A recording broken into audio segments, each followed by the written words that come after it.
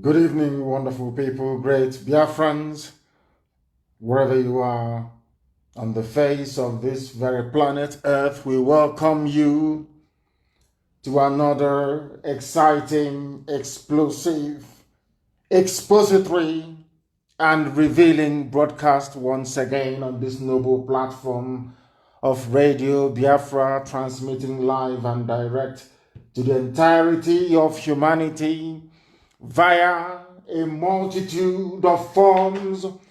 We are on IPOB Community Radio. If you're not acquainted with it, try and download that through the app. That is the best way to listen to us. We are also live on my Facebook page at Mazen Namdekano, the real one, not the one set up by DSS and agents of the Janjaweed Zoological Republic. We are also live on Radio Biafra, also on Facebook, Radio Biafra Live. We are on Radio Biafra. We happen to also be on Radio Biafra app. We are on Tuning. We are on Simple Radio. We are on Radio Garden. We are everywhere. But above all, we are on FM in Biafra land, in Lagos, in Abuja, and also in Kanu as well. We are also live on satellite. For those of you that have satellite access, we are live on satellite here. Receive the gospel of redemption, the gospel of truth, preached without fear nor favor, that the land of Biafra and all those who are held bondage or those who are in captivity in the British-created Zoological Republic of Nigeria will be set free. That is why we are here. That is why the work we are doing is relentless. That is why we will do everything we can, everything within our powers, and of course, by the grace of the Most High Elohim, to ensure that Biafra is restored in our time. Our enemies will keep ganging up. They will keep trying all that they can to bring us down. They have failed before. They will continue to fail. Facebook is number one amongst them. We have destroyed the Zoological Republic. Facebook was not able to save them. Regardless of what they do now, they cannot be able to save the Zoological Republic. It is drowning, it is finished, and there is nothing they can do about it. I welcome each and every one of you. I say good morning, good afternoon, good evening, and good night to some of you. Because there is no other radio station like ours, no other broadcaster coming out of Africa who can boast of our reach, who can boast of our pedigree, who can boast of all the work that we are doing here, not just to free Biafra, but to free all those who are in captivity across the continent of Africa and beyond. And as I welcome you this evening, I ask you to welcome other people as well. But you must have one thing in mind. We do have a lot of enemies. Not because of anything terrible that we have done, not because that this very gospel we are preaching will not benefit some of them. It is just out of greed, envy, and jealousy. And moreover, some people would not like to see Biafra restored because that will represent hope for the whole of Africa, and they do not want it. The neo-colonialists, those of them who want to retain power, a measure of control over black people, will continue to do all they can to subdue, to subjugate, to impoverish, and to render asunder all that we are as a people. But we are here determined, very resolute. We have a never say die attitude. That is why everything we touch turns into gold. That is why we have made the tremendous strides that we have made, culminating even right now, that even the Janjaweed from the Sahel have now turned around to agree with us. That referendum is, after all, a very good thing. We always win. When I tell you we always win, because we always do eventually. When we started this very gospel, when we started this very mission, we said we wanted a referendum. Most people did not believe it. Most people thought it was far-fetched, but we have stood on that very mantra till this very day, that even those who are direct beneficiaries of the lopsided idiocy that Britain created called Nigeria are today agreeing with us. They now agree that referendum is the right way to go forward, which means we have also won that very argument. We always win. That I can assure you. My name is MNK. I am the leader of the largest mass movement on the face of this earth, the indigenous people of Biafra. Of the Most High Elohim, a servant of the wonderful people of Biafra. We are here to restore Biafra, and I can assure you categorically and without mincing any words that Biafra shall be restored in our time, that I can assure you. And far more quickly than any of you could ever imagine. We are live and we are direct, and the whole world is bearing us witness. The time now is exactly 5 minutes past 7 p.m. in the blessed land of Biafra. And I also imagine the same number of minutes past the top of the hour, regardless of where you are, regardless of where you're domiciled. Very quickly, I am going to pray because we have a lot to cover today. I'm going to pray very, very quickly, and then after that, we shall then begin to bring you what we have in store for you. And as usual, I'm going to pray in the language of heaven, the same language that the angels surrounding Chukwukika Biama in heaven is ministering to him and praising him with. Chineke na nke pụrụ ihe niile, Chukwukika Biama onye anyị na-efewe na isi ala nye onye ọ bụ naanị ya na-achị.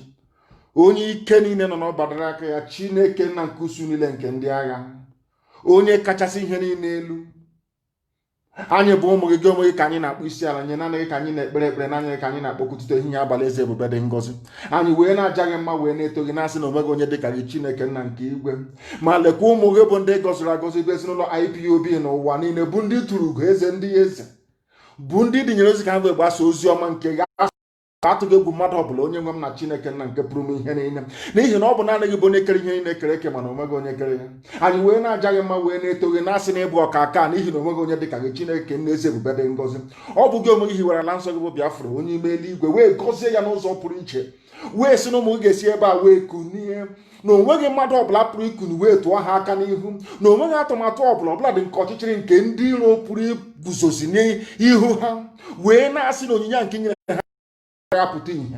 Anyị wee na-aja gị mma, wee na-asị gị na mma mma dịrị gị, Chineke nna nke igwe, n'ihi na agbanyeghị ihe niile nke anyị onwe anyị gabigara wee ruo n'ụbọchị nke taa, eziokwu gị wee pụta ihe. Ọbụla dị ndị mgbe mbụ bụ ndị na-enupụ isi, bụ ndị si n'ụzọ agaghị aga n'ime eziokwu nke gị nwe dị anyị, ka anyị wee gbasara ụwa niile, ka ha tụlitere n'ụbọchị nke taa wee na-ekwusi ike, na-asị n'ezie na ụmụ Biafra bụ ụmụ Chineke, na IPOB bụ ndị dịnyere ozi Chineke ha na-agbasa na ọ bụ ozi eziokwu. Anyị wee na-asị na uto niile bụ nke naanị gị, nsọpụrụ niile bụ nke naanị gị, jama niile bụ nke naanị anyị, anaghị efe arụsị, anaghị m akpụ isi ala wee nye arụsị. Iwe kwa anyị nkwa, ọ bụrụ na echigata azụ n'ebe ị nọ wee fee gị n'ime mmụọ na eziokwu, asụ gị ngọngọ, atụghị egwu mmadụ ọbụla, na ị ga-etu anyị ugo n'elu ugo nna nke ebere dị ngọzi, na Biafra ga-eguzorịrị. Ọbịa mara iwe na-akpọkụ gị n'ụbọchị nke taa n'ime abalị, ọtụtụ ehihie abalị, ụmụ iwe gbasa ụwa niile okirikiri, iwe na-agwa anyị okwu, na-ekwusi ike n'oge niile mgbe nnụnụ ọbụla ji alaghachi na-akwụ ya, oge niile ga-akpọkọta ụmụ gị niile n'ụwa niile eze ebube dị ngọzi, ka anyị wee nọ n'ala nsọ Biafra wee jaa gị ma wee too gị, gọzie aha nsọ gị ma bulie gị elu site n'ebighị ebi ma ruo n'ebighị ebi. Ise. I have just prayed in the language of heaven, and we must now proceed very gingerly and very cautiously to the presentation of this very wonderful program this evening. If you do not learn anything from here, admittedly, of course, people have said it over the years that this is the finest university on the face of this very earth. That is why darkness, people who are Luciferians, the followers and worshippers of Satan, will try all they can to stop what we are doing, but they cannot succeed. Not now, not tomorrow, not ever, because we are resolute and we are determined. Because and this very noble family, this IPOB, we always win. There is nothing anybody can do about it. It doesn't matter how jealous you are. It doesn't matter how ravaged you are by envy. It doesn't matter how self-deprecating you may be. It doesn't matter how the amount of self-hate you nurse inside. This very family has been chosen by the God Almighty in heaven to do his work on the face of this very earth, and that is what we are doing. And this evening, heaven will bear us witness, because some people, as I've been saying in the past couple of days, When we started this very effort, some people said, no, why are you doing this? Why are you always preaching? Why are you always on air broadcasting all the time? We said, because we are seeking to turn the mindset of black people. We want them to reason like human beings. And I am glad to say today that people are rising up now. They are beginning to reason like human beings. At last, people have emerged to try to speak the way that we do. This evening, I am starting with what I saw and I want it posted on my page. Immediately, please. Immediately, please. Of course, there are a bound of interruptions. You know what Facebook does. If Facebook removes you or stops you from listening via my page, please make sure you go to IPOB Community Radio. Go there. You will be able to listen to us loud and very, very clear and direct, of course. I am going to play something, a summary by a newscaster, or should I say a commentator, on Zoo Television. And I want this very clip posted on my page as we go through it this very evening. I want you to listen very carefully, very attentively. Try to be as understanding as possible. Try to be as discerning as possible. Because if you come to listen to us without common sense, if you come to us without all your faculties clicked into gear and intact, you will not be able to appreciate what we are doing. You will not be able to understand the enormity, or should I say the gravity of this very gospel that we preach on this very platform, this very hallowed platform, this very Radio Biafra. I want you to listen to what I have to play, because what I would love to do every time that I come on air to preach is to set, what would I say, let me call it a foundational basic, which will rest our case. I want to let the whole world understand that we have won the argument and we keep winning the argument. And if you listen very attentively and very carefully this evening, you will know that IPOB has done the job that it was sent to do. Because now people are waking up, people are rising up, people are speaking, even those that you never expected will beginning to do so.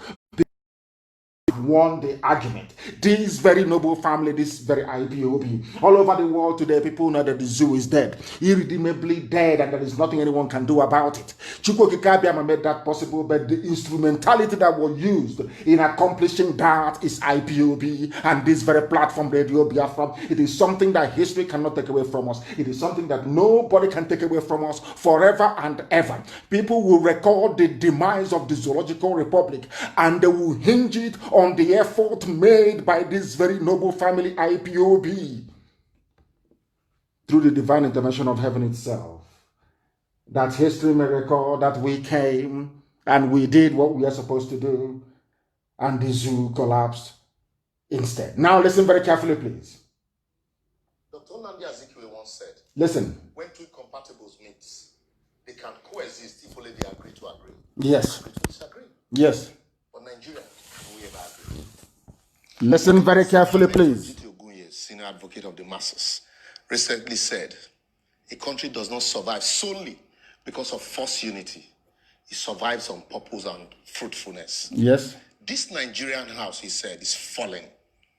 Today, if it is not agitation for Odua Republic, it is movement for the actualization of Biafra, or Arewa threatening to send Igbos packing from the north. Listen. About Boko Haram, Fulani headsmen, oil theft and militancy, or the once upon a time OPC.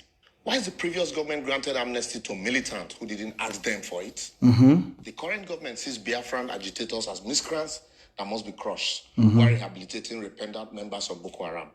Yet the victims are still crying daily for succor from the same government. If this is injustice from a motherland, then I wonder how else you would define it. Yet, we mouth the unity of Nigeria is not negotiable. Laughing vernacular. Some stakeholders have canvassed for fiscal federalism or return to the 1963 Republican Constitution, while others have argued that we either restructure, discuss our coexistence through a referendum, or go our separate ways. And like my brother and friend, Barrister Tio Wibu, once asked, are we really afraid of going our separate ways if that will guarantee justice, fairness, equity, peace, and security? I leave you to be the judge of that, though. Why countries like Czechoslovakia, Yugoslavia, and USSR have all separated to foster equality, justice, security, and ethnic nationalism. We are here preaching unity in Nigeria, yet we have no solution to the genocide in Southern Kaduna, the illegal but officially condoned arms in the hands of killer headsmen, kidnappers, bandits roaming the country, the technically defeated Boko Haram, the amnesty militant, or the kidnappers? How about the corruption, nepotism, ineptitude, and barefaced selfishness and planlessness on the part of the political class, president, governor, lawmakers, and their likes? Make we sit down there and deceive ourselves. Czechoslovakia, which had a population of 16 million people, less than Lagos population, separated into Czech and the Slovakia on the 1st of January 1993. Yugoslavia in 1991 was 23.2 million, barely more than Lagos population. It broke into 6 countries same year, all along ethnic lines, namely Bosnia, Herzegovina, Croatia, Macedonia, Montenegro, Serbia, and Slovenia. In Europe, the UK permitted regional autonomy to the Irish, the Scots, and the Welsh, while the English dominated Westminster. Switzerland has 4 ethnic groups. Each of them rotates the presidency annually through 7 cantons that constitute the federation unit. These countries, like every other, might have their problems, but they are stronger and fostering independence today. I will therefore advocate, as posited by Professor Wole Soyinka and Professor George Obiozo and a lot of other scholars, apart from those in government. Nigeria, as presently constituted, is structurally flawed and badly configured. If not restructured either along regional lines or allowed to discuss their cohabitation to whether agree to agree or agree to disagree, it might give way forcefully without the opportunity of proper tailoring. The North, if properly harnessed, can not only feed the entire new West can become another Silicon Valley if they weren't waiting for revenue center. The Southeast, with accountable leadership and right infrastructure, can become the Japan of Africa, while the South-South can be able to look inward for possibilities that abound around them. Then we will indeed understand that united we fall, divided we stand. Have you heard it? I just want people to listen to that. It's not me. I don't know the name of the young man, but I think his television is Plus TV. He was doing an analysis. He's an anchor. He's a presenter. And he was just trying to give it to the world the way it is. This is something we have been preaching about for very many years. And I'm sure this very young man who made this very excellent summary or synopsis of what is wrong with the zoo, they were one of those who perhaps was against what we were doing. When we started initially, a lot of people rose up out of ignorance. I repeat, out of ignorance, to castigate and to, of course, pour scorn and aspersions on what we were doing. But today, you have seen the work that Radio Biafra has done. You have seen the work that IPOB has done. We have managed to sensitize and enlighten people. No other group of people will take that credit. Of course, credit goes to God Almighty in heaven that made it possible for IPOB to exist in the first place and to use Radio Biafra as an instrument to propagate this very gospel of light, gospel of redemption, gospel of hope, and gospel of freedom. And today, this bug has caught everywhere. People are now rising up to speak in a manner they never, ever dared or dreamt of speaking in the past. And that is a testament to what IPOB has been able to accomplish by the grace of God Almighty in heaven, and also the relentlessness of this very platform, Radio Biafra. Today it is very clear. People are waking up and they are speaking up. And that is why this very evening, I go straight to what somebody who previously never wanted to dabble into such affairs, what he had to say regarding the state of the Zoological Republic. And more critically, the fruit of the alliance between the East and the West, which some people thought was impossible many years ago, but which, of course, by the grace of God, once again, we have been able to bring to light. And that has shaken the zoo up. What the events of the 1st of October of 2020 will remain indelible in the minds of people for eternity. I'm sure when this very generation will pass on, they will tell that same story to their children, and they in turn will also tell the same story to their own children. When I read that Pastor Adeboye spoke about the possible breakup of the zoo. It is inevitable, not possible. People say possible, it may, it is going to break up. That I can assure you it is going to happen. The same way that we're preaching about this very gospel and people said it's not possible. What are they saying? They are miscreants, they are this and they are that. They called us all manner of names. Those people that ridiculed what we are doing, those that called us all manner of names, they have now repented. And they are now speaking in the tone and in the language that we knew that eventually they will come round to speak. What are they saying? Having seen the fruit of the alliance between Biafrans and Oduduwa agitators all over the world on the 1st of October, people who hitherto were a bit reticent, they weren't quite sure what they wanted. They were not quite sure the level, or should I say, the amount of seriousness of those of us who are agitating for our own separate republics all over the place. Now that they have become convinced that it is no longer miscreants. Nobody can call us miscreants anymore. It's over. Because that same disease of miscreancy, so to speak, has now affected Oduduwa. It is now in the middle belt. Everybody is now a miscreant. That's what it means. Everybody, each and every one of us now is a miscreant. Not minding what Facebook is doing, because I'm watching now the systems we are using to push this message forward. There is no breakage. There is nothing wrong. Anytime you're listening on Facebook and it appears there is a breakage, is because Facebook is reconfiguring to stop people from joining this very program. That is what they're doing. And people cannot turn around and tell me that people that work for Facebook are more headstrong than those like Pastor Adeboye, that in the past, they didn't want to hear about the breaking of the zoo. They never wanted to hear about Biafra. They never wanted to hear about agitation for freedom. Never, ever, ever. But now everybody has been converted. And we made it possible. By the grace of God, of course. We made it possible. Anywhere you go to, I want you to rise up with every pride and conviction in you, to say that all these people talking today, including Adeboye, you as IPOB family member made it possible. You are no longer miscreants. After the 1st of October, you are no longer miscreants. People now echo the same sentiment as you have been doing. People now say the same things you have been saying. People now see Nigeria for what it is, a zoological republic. People are now saying it is unworkable. People are now saying it. They are only saying all these things now because IPOB had sacrificed and had died for this very effort. Over the years, we have been relentless. We have said no, that thing we saw, all of you must see it. And now they have seen it. Everybody has seen it. Maybe only Facebook. Once in a while, they refresh. Once in a while, they refresh my page in order to stop you from listening. As I said earlier, we are also on Radio Biafra. We are, more importantly, IPOB Community Radio. Go and download the app and join us there if they don't want you to join. From 30,000 to 20,000, 20,000 to 10,000, 10,000 now to 6,000 to 7,000, that is what they do. But we are all over the place.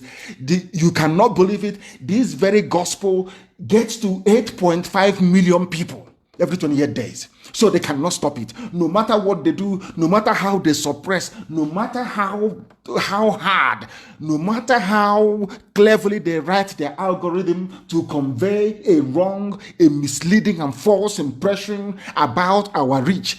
Every blessed day, people are coming on board, people are being convinced, people are becoming part of the solution rather than part of the problem. And today I am glad to say that perhaps Enoch Adeboye is now, they have seen what we have seen. Now they can speak. Let me tell you what the news said. Because I have been looking at all the commentary from what I call the Western media. Those of them who said secessionists, they want to secede, Now that Oduduwa, people who are serious have come out from Oduduwa land to say they want freedom. I'm no longer hearing about secessionists. What I'm hearing now are agitators, people wanting to be free, which is a very good thing. But I wish that each and every time they write about this new revelation about the need to divide Nigeria, that people may go their separate ways, that they acknowledge the work that IPOB and Radio Biafra did. I just wish they could. Because if we keep quiet, other people may steal the glory. You just can't keep quiet. Things don't work that way. So I think that what MNK Adeboye should have done is to acknowledge the work that Biafrans have been doing over the years, to highlight this very issue that is now touching upon. And what is that? Let us try and read it for the world to understand, bearing in mind what the summary from the commentator that I played earlier. People are afraid for no reason.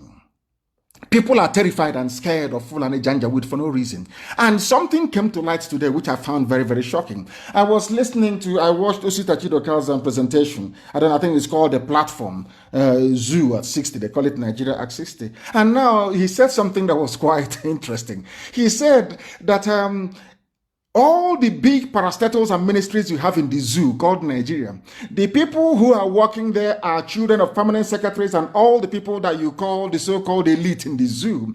No wonder they don't want Nigeria to break. They don't want Nigeria to fail. For the simple reason that after them, their children will inherit the same corrupt society that they are now presiding over. That is what they talk about one Nigeria, not because they love it, but because they themselves are beneficiaries, their children are benefiting, and all of you are suffering. And I wonder why all of you who are suffering, why you should remain quiet all the time and you continue to suffer. It is just unbelievable, absolutely unbelievable. I do hope and pray that we have the General Overseer of the Redeemed Christian Church of God, Pastor MNK Adeboye, has advised the Zoological Republic, the Janjaweed government of the mask. I told you that Al-Sudani was gone. I told you that Jubril was gone. A new person was there. And I'm very, very sorry to say that even Abubakar Shekau knows the person who is there. Abubakar Shekau knows the boyfriend of Aisha Buhari, that his name is actually Yusuf Mohammed. Very, very interesting, isn't it? You know, when I heard this thing, I was in a state of shock. I knew, that was why I called. That is to tell you that I never, ever, by the grace of God Almighty in heaven, I never, ever make mistake in my life. I never do when it comes to Biafra restoration. I told you before, the boy that was there before was Jubril Al-Sudani. As soon as he left, as soon as he ran to Cuba and refused to come back, I knew they put somebody else there. They were waiting for me to say it is Jubril Al-Sudani, and I it is not. This one is Aisha's boyfriend. Funny enough, I never knew that Shekau knows the name of the boy. And on the 1st of October, of a few days ago, Shekau actually mentioned the boy's name, that the boy's name is Yusuf Muhammad. Unbelievable. Unbelievable. So even Boko Haram that they created knows the person who is wearing the mask. But he referred, Pastor MNK Adeboye said, is the federal government of Nigeria, is to give Nigeria a lasting solution to secession agitations and its economic challenges by restructuring the country. For the very first time, they have now acknowledged the impact of the secessionist moves being made. We are agitating for freedom. We are not seceding. I know that black people, they have difficulties absorbing information. Biafra is old, over 5,000 years old. Whoever is talking about Biafra seceding from Nigeria, you are drunk or you're not well. But I can understand that the word secession has taken over the understanding, or should I say, has eaten deep into the subconscious of people, or to their subconsciousness. And for that very reason, they find themselves resorting to using the word secession all the time, rather than just saying it for what it is, agitation for freedom, that people want to be free. MNK Adeboye is now saying, considering what happened on the 1st, advising the federal government to find a lasting solution to our agitation. I never knew it would come to this, but it has come to it, which means that everybody now knows the potency of what we are doing. Everybody now understands the potency, the seriousness, the determination, and the resoluteness of this very noble family of IPOB worldwide and what we represent before our people. I will continue. Adeboye said, the restructuring of the country must be done as soon as possible to forestall a breakup of the various socio-ethnic components that make up Nigeria. The 78-year-old cleric stated this on Saturday at a 60th Independence Day celebration symposium co-organized by the Redeemed Christian Church of God and the Nehemiah Leadership Institute. At the symposium with the theme, Where Will Nigeria Be in 2060? Of course, there will be no Nigeria. Monitored by a Zoo newspaper, Adeboye proposed the adoption of a merger of the British style of government and American system of government to pave the way for Nigeria's future. The former lecturer at the Department of Mathematics of the University of Lagos said, why can't we have a system of government that is 100% Nigerian? I don't know what he means by 100% Nigerian, because I don't know what is Nigerian. Are you talking about the political system, the monarchical system of the Yoruba? Are you talking about the feudal system of the Fulani? Are you talking about the Republican, nature of we Biafrans? What is that Nigerian system that is so unique, that a blend of the British parliamentary system and the US presidential system can give us? This is the difficulties that I always have with people. When people want to make a point, a philosophical, because it's about philosophy, ideology, about the evolution of a society, when you want to talk about the evolution of a society, when you're proposing for the adoption of a political system that you think might suit your needs or your purposes, you must look inwards. Looking inwards doesn't mean going to Britain or going to USA. You ask yourself a simple question, and that is the starting point. There are ethnic groups there were nations before the white man came. That very system that they were running worked for them.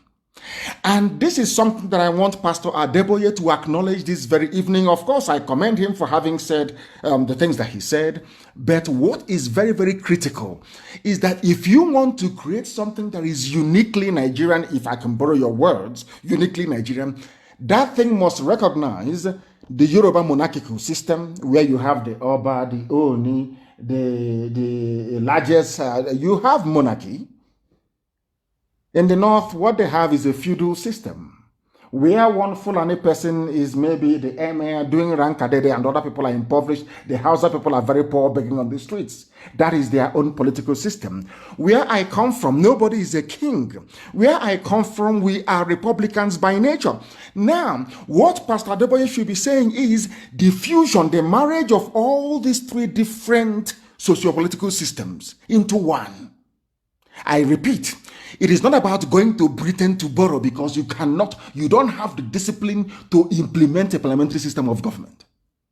You also lack the discipline to implement a US presidential style of governance. What you need to do, if at all you want to create something that is uniquely Nigerian, if I can borrow his words, you must look at replicating or adopting some elements or aspects of Yoruba monarchical system, where you have the Oni of Ife or Alafin of Oyo, a kind of a monarchy. Benin has a very strong monarchy as well, the Oba of Benin. In the north, you have a feudal system. You have feudal lords and their vassal states all the way to Nupe, subservient to Sokoto Caliphate. Where I come from in Biafra land, we are Republicans. The reason why I'm dwelling on this is that I want Pastor Adeboye to understand that what he's proposing is unworkable. It is unworkable, because the British one that you're seeking to import was the one that they adopted upon independence, and it failed very woefully. Is that not correct? Now, Second Republic was Shagari's regime. Shagari came in. They adopted the US-style presidential system of government, where they vested power in only one man. It crumbled, led to a lot of corruption. They are back to that same nonsense, or they went back to it in the year 1999 with Obasanjo. It's the same mess that people are in now. Now he is proposing, he is saying that to have something that is truly uniquely Nigerian, you need to marry the British parliamentary system and the US presidential system. And I'm asking, how do you marry the two? How is it possible for you to marry the two? Are both of them, I ask, are both of them African by nature? In what way is what is obtainable in England?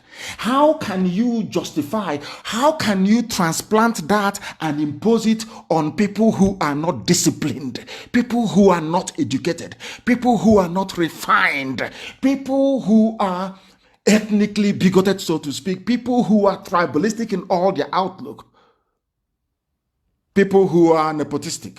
How is that possible, I'm asking?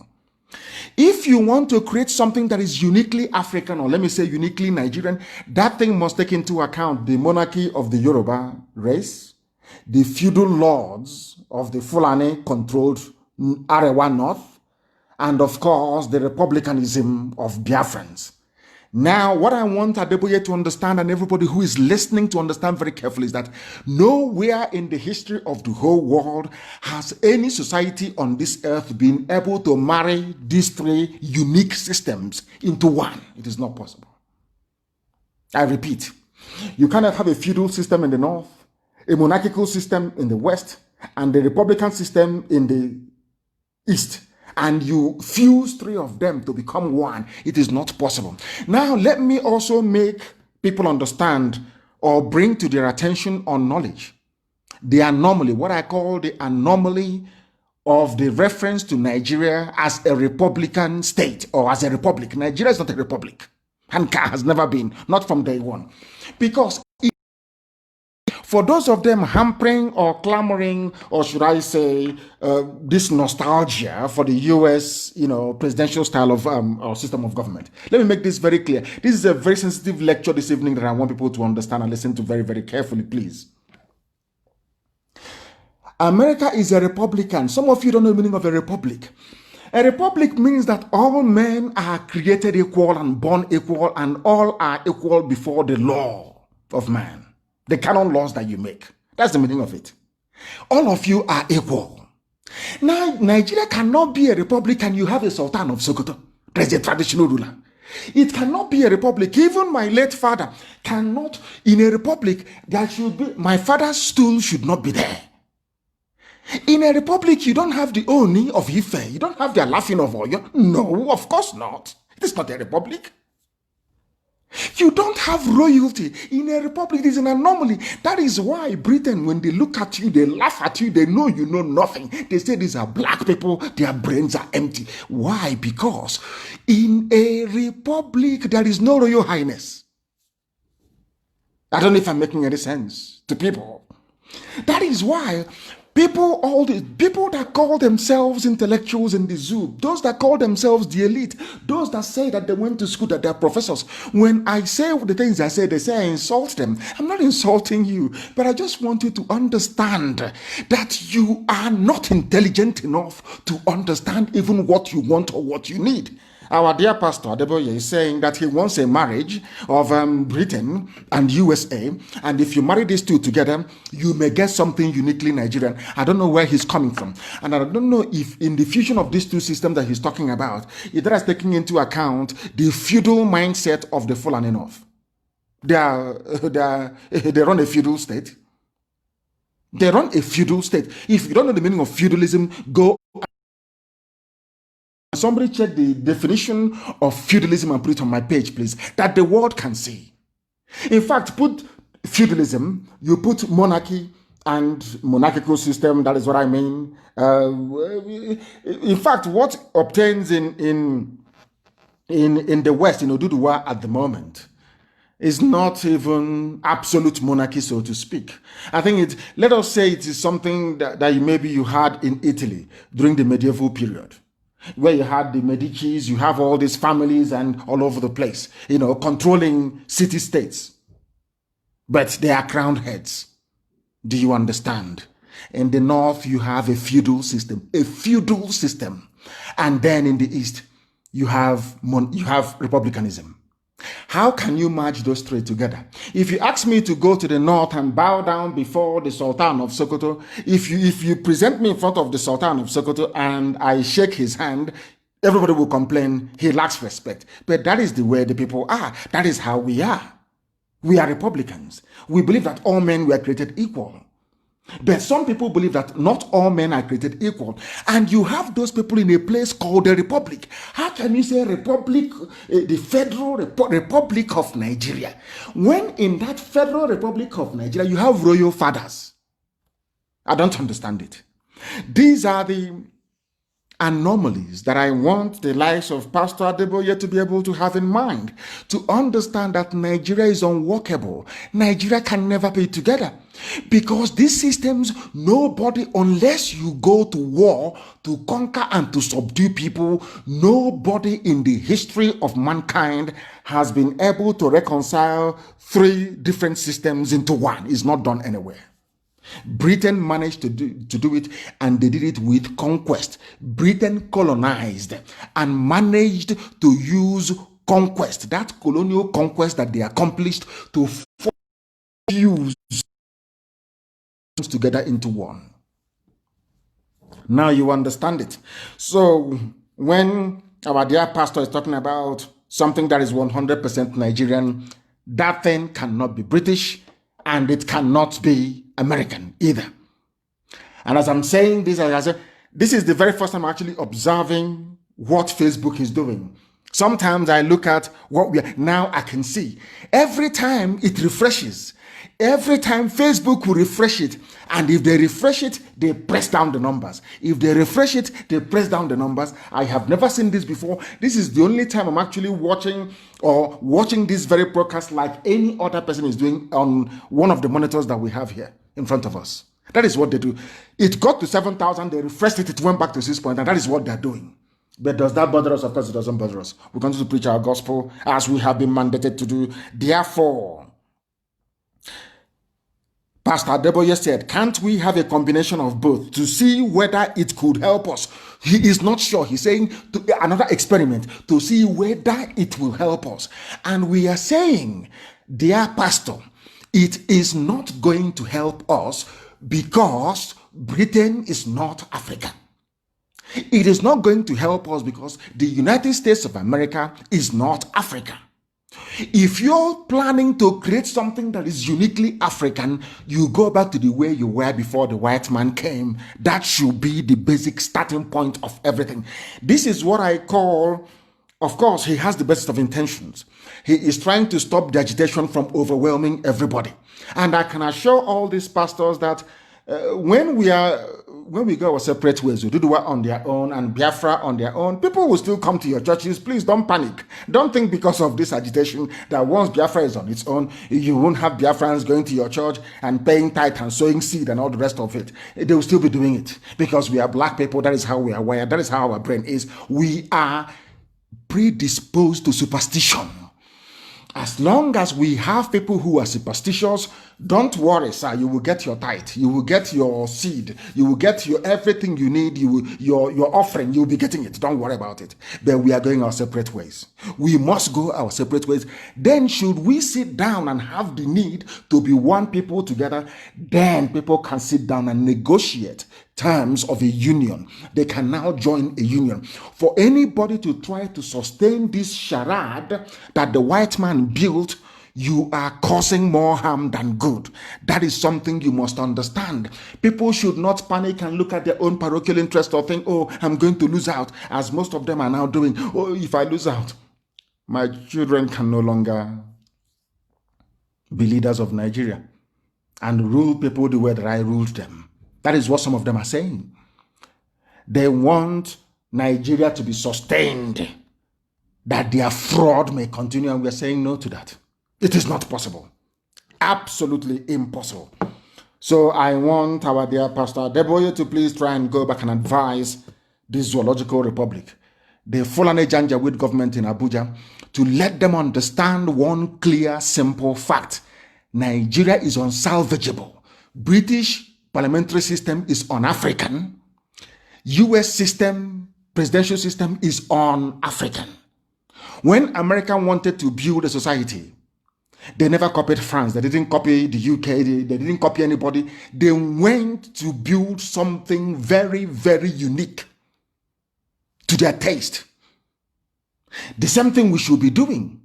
And if you go to look for those things that are very unique to us, you will come to see that the way the political system is structured in Yoruba land before the coming of the white man is not how it is in Biafra land. They are two different, diametrically different systems. We are Republicans. And we want people to keep any system that they prefer. As the first commentator did this very evening, the guy who quite quite brilliantly summarized what is happening. What are you afraid of? Yugoslavia divided. Soviet Union that had nuclear weapons everywhere. There were nuclear weapons scattered across the entire Soviet Union. They broke up and nothing happened. Why are you afraid, I ask? All of you who are afraid, what are you benefiting from Nigeria? What is it that you're getting from Nigeria that will make you to insist, even living under falsehood? You call Nigeria a republic, but you have people you call your Royal Highness. In England, where you have your Royal Highness, all of them are Royal Highnesses. And from the Queen down to every member of the Royal family, they are Royal Highnesses. Do you hear about the Republic of Britain? I'm asking you. Any country in this world, you see Saudi Arabia is governed by a royal family. Do you hear about Republic of Saudi Arabia? It is not a republic. It is the Kingdom of Saudi Arabia. In Bahrain, it is the same thing. In UAE, it is the same thing. They are not called republic. Any country in this world that has the name or prefix republic before their name, you don't have any royal highnesses. Now, ask yourself, where did you get this anomaly from? It is because people are not educated, because people are not schooled enough, people are not disciplined enough to understand what they want and to come out openly to say we want it. The only people that can answer His Royal Highness are people who are not republics. Do you understand it? Mexico is a republic. Do they have their Royal Highnesses in Mexico? The answer is no. Canada is Canada is not a republic because the Queen is the head of state of Canada, so they are not still a republic, but they have all the attributes that republics have. Do they have kings? Do they have His Royal Highness? People that dress like the mayor of London, empty, vacuous criminals everywhere, answering to their Royal Highnesses. It doesn't happen there. Anywhere you have the word republic, they don't have kings. They don't have Eze. Not even Eze in Sabongeri in Kano. No. Why are you answering a republic if you're not a republic? Somebody should please answer me. These are the things that people don't know about black people. I go back to black people because that is the problem. Everything is half-baked. They don't understand the mess they are in. When I was very small, my cousin, in those days, and all those adages and proverbs, and she taught me. I was very, very small. Like I won't forget. I think I was about five years old or thereabout. And one day we were lying down, we were outside in the evening, and she said, "I will never forget." And she said she was teaching me idioms and proverbs and all the rest of it. And she said, half education is dangerous. I never knew what it meant. She was reading from a book and I was memorizing. As she was saying it, I was memorizing them. Half education is dangerous and all the rest of them. I was, cramming all these things. And it wasn't until I became an adult that I knew what half education is dangerous actually means. People are very... From 7.1, it refreshed. Unbelievable. I never knew this was what they were doing. I never knew it. For the very first time that I'm saying it, I won't allow them, of course, to distract us. We are continuing. We are... God in heaven. It's gone down to 6.5. Unbelievable. This book of this zoological republic. We must continue. Is dangerous. People in Africa only have so-called nation, a republic, when within that republic you have His Royal Highness, Her Royal Highness, their eminence in a republic. How is that possible, I ask? Because even those of them they call their founding fathers or their crowning fathers, they don't know the meaning of the word republic. They have no idea what it means. So when the world is looking at you, tell, oh, please bring your president, bring that mask wearer, bring him up, let him speak. They are looking at you. They'll say, oh, but I thought they said they're a republic. Live video interrupted. They've gone to 6.1. Unbelievable. Unbelievable. Facebook. God in heaven. These guys are something else. These people are something else, I'm telling you. Something else. Just removing people like that. They have just in a stroke removed 15,000 people from watching this. It is unbelievable. No wonder black people are evil. When they say black people are bad, you should think of those who are working for Facebook in Lagos, how horrible they are, how awful these people truly are. Now, let me tell you something that people don't understand. Anybody who lives or who took part, participated, or was part of the so-called constitution that gave birth to the Federal Republic of Nigeria. Nigeria is not a republic, because nowhere on this earth do you have His Royal Highness as part of a republic. And I will go from one acclaimed man of God to another man of God as well, a man that I respect immensely, Archbishop Kuka, or should I say Bishop Coker of Sokoto Diocese.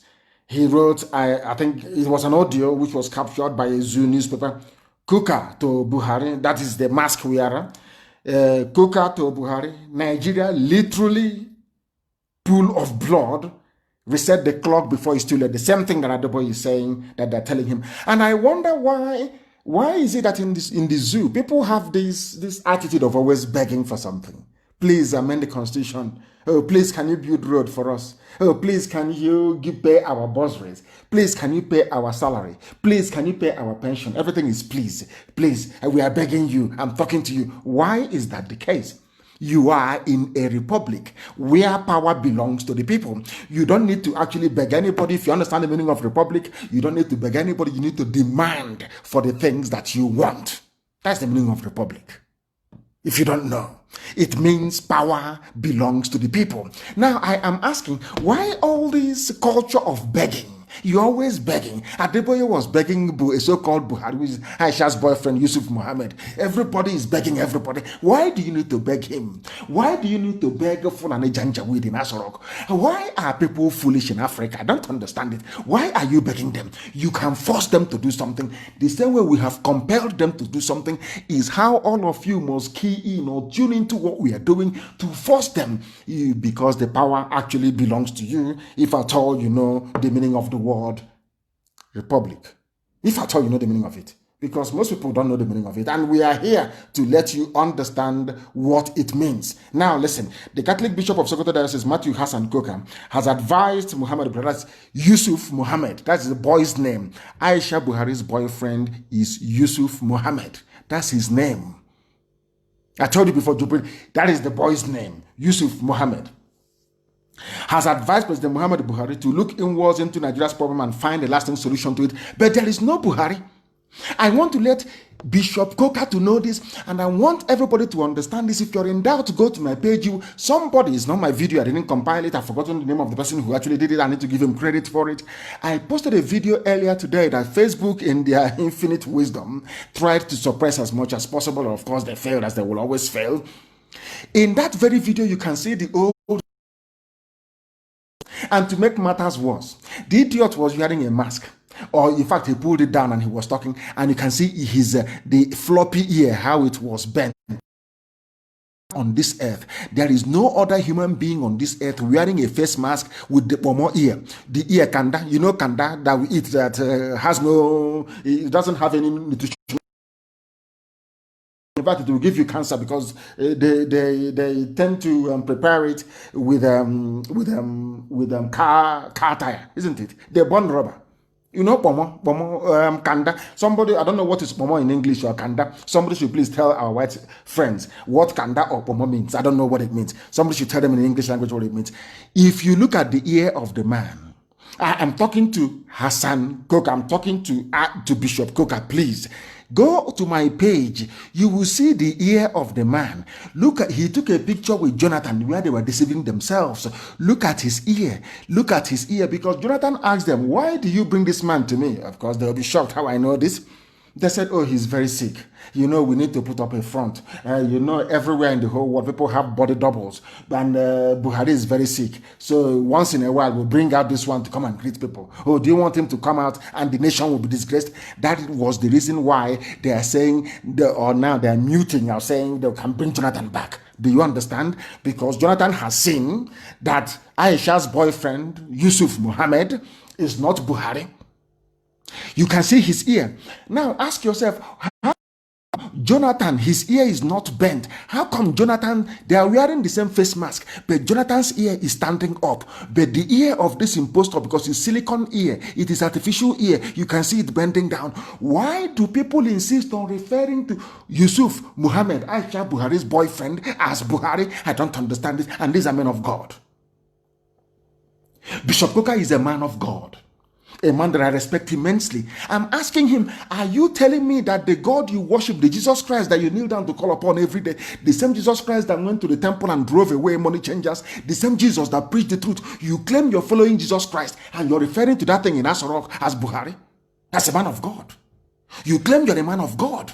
You people call yours, in fact, including Pastor Deboye, you people claim you worship God Almighty, the God of Israel, a God of valor, a God of truth, a God that doesn't condone liars and lies. And you come out and you say that that thing with the ear that is bent, the ear, but more ear is Buhari. I challenge both Adeboye and Bishop Coker. I challenge any of them to stand up with the Holy Bible and say that that man in Asorok is Buhari. I challenge them. I challenge anybody. I challenge any imam. Not the idiot now got somebody like an imbecile. I challenge anybody to pick up the proper Quran and to swear and to say that the man in Asorok. I want an imam to do that, to say this man in Asorok is Buhari. I want any preacher of any persuasion to stand up with the Holy Bible before his or her congregation to say that the man in Asorok is Buhari. His name is Yusuf Muhammad. He is Aisha Buhari's boyfriend. You can see his ear. Unless you are blind, or unless you're blind and you're stupid and you're hopeless and you're a baboon, you're a monkey, you are an idiot, only then can you look at a man with the ear that is floppy like Omo and you say that that person is Buhari. You must be insane. You are a mad person. I challenge any of them, any of their preachers, pick up the Holy Bible and say that the man in Asorok is Buhari. Why am I saying this? Because all of you know where the solution lies. Everybody is suffering, everybody is in pain. There is problem everywhere, insecurity, death, mayhem everywhere. I ask you, all of you, you know the solution to the problem.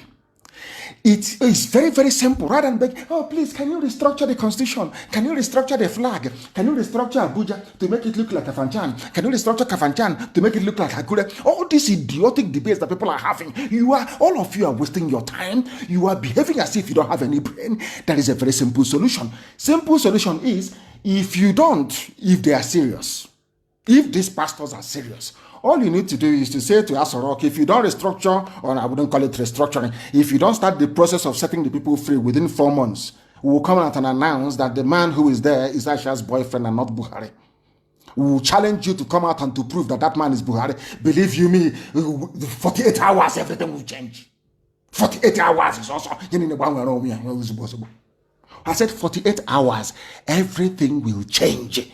If these pastors can be truthful to the word of God, to the Bible that they're holding, if the imams can be truthful to the Quran that they're handling, if people can stop being afraid and come out and say the truth and to say, if you don't restructure, those who claim they want restructuring, if you don't do what we're asking you to do, we the people, if you don't do it, we will ask you to bring this man in the public to address us live, to tell us he's Buhari. Believe all this Boko Haram will stop. Janja, all these Fulani bandits, they will all go silent.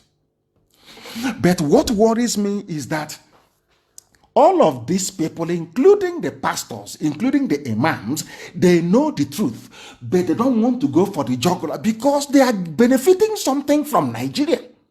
They must be getting something from Nigeria because there is a nuclear option. Since the Fulanis don't want to reason, since they don't want to listen, there is a nuclear option. The nuclear option is, if you don't do what we are asking you to do, we will question the identity of whoever is in Asorok that you're claiming is Buhari. We will question his identity in public. And believe you me, Oga Heru 48 hours. The doctrine of necessity will set in, and they will set in motion everything to make the lives of the people better. It's as simple as that. Something they can do. So that every day, oh, we are begging. I want the president to please look at the suffering of the people. To look. Who told you that power will concede without pressure? Power in the whole world never can concede without pressure. You must put pressure. What pressure do you have? When you come out on the streets to protest, they will kill you. Search them too much, DSS will come and arrest you. Yes, all the pastors, you're not going to break the law. All you need to do is to send a very subtle message, a very subliminal message to say, if you don't start the process of making things right within 4 weeks, I will cast doubt on the genuine identity of the man in Asorok. Believe you me, if people, heavyweight pastors like Emopai and Okonkwo and Adeboye and Koka and Obinna and the likes of Fadede, if these people can come out and very simply, it's not, you don't have to do much. There is no need for protest, revolution now, revolution yesterday or 2 days ago. You don't need to protest on the street. You don't need to do anything. All these people, even including newspaper editors, if that is to tell you that people are benefiting. It's just like Buhari's certificate saga. Some lawyers took them to court, and when they got to court, they gave them money and they withdrew the case. People are benefiting.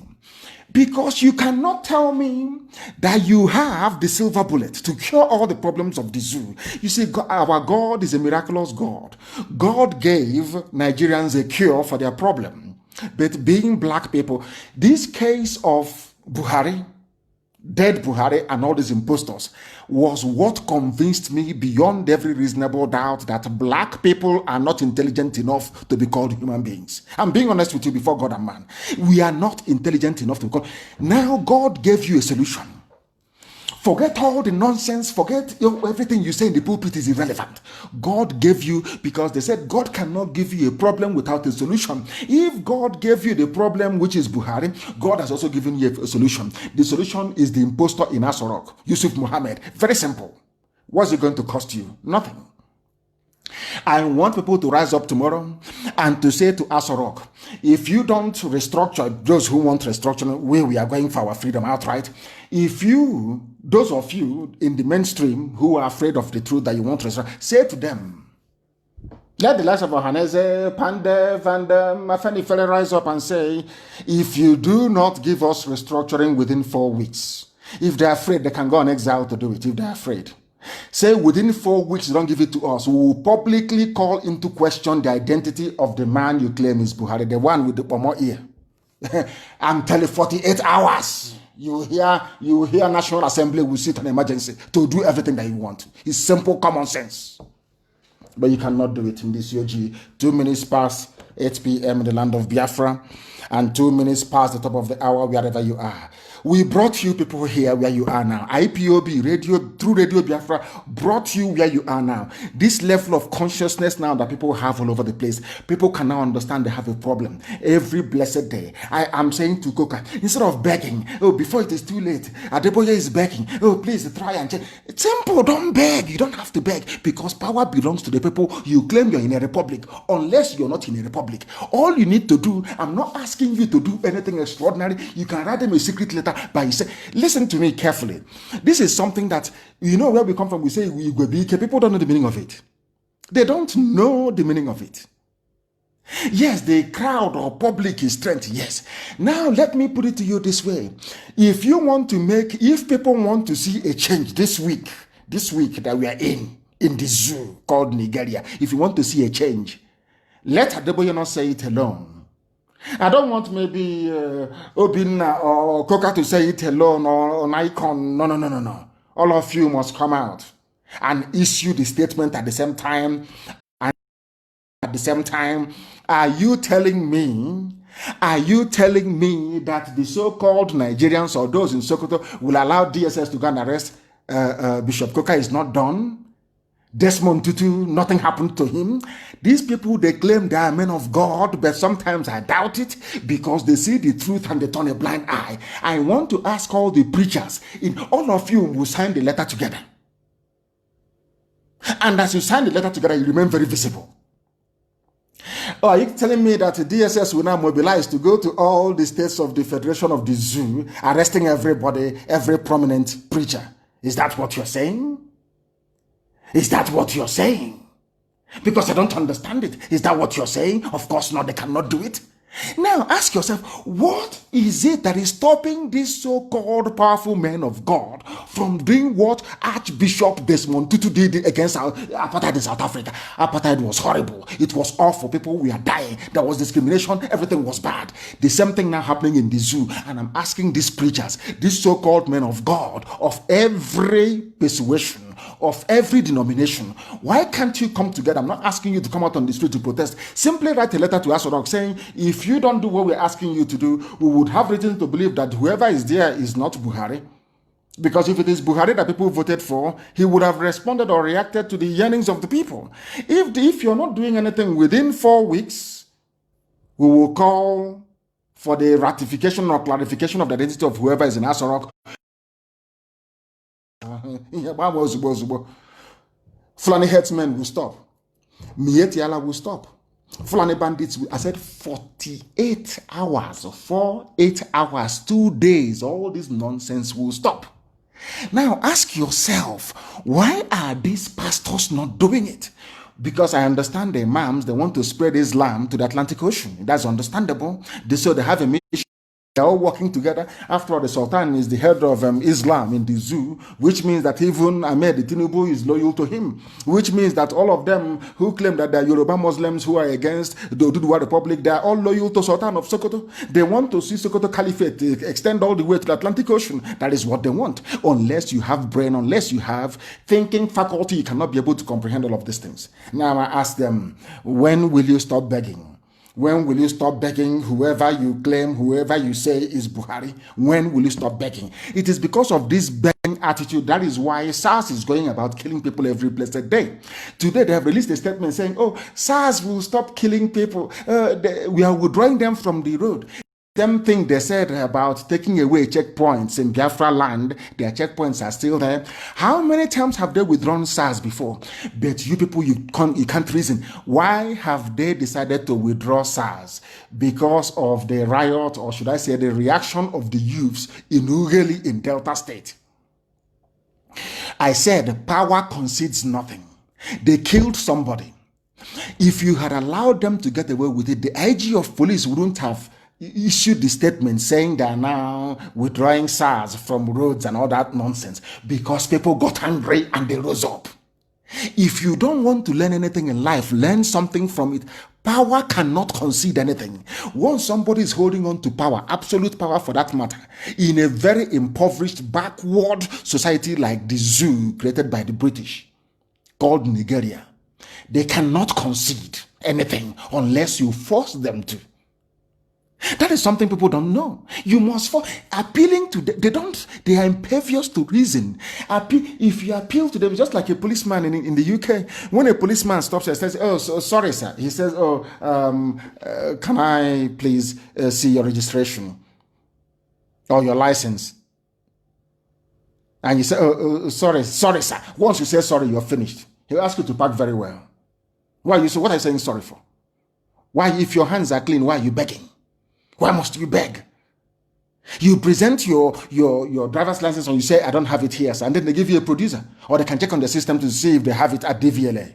In Swansea, that's all. Why are you begging?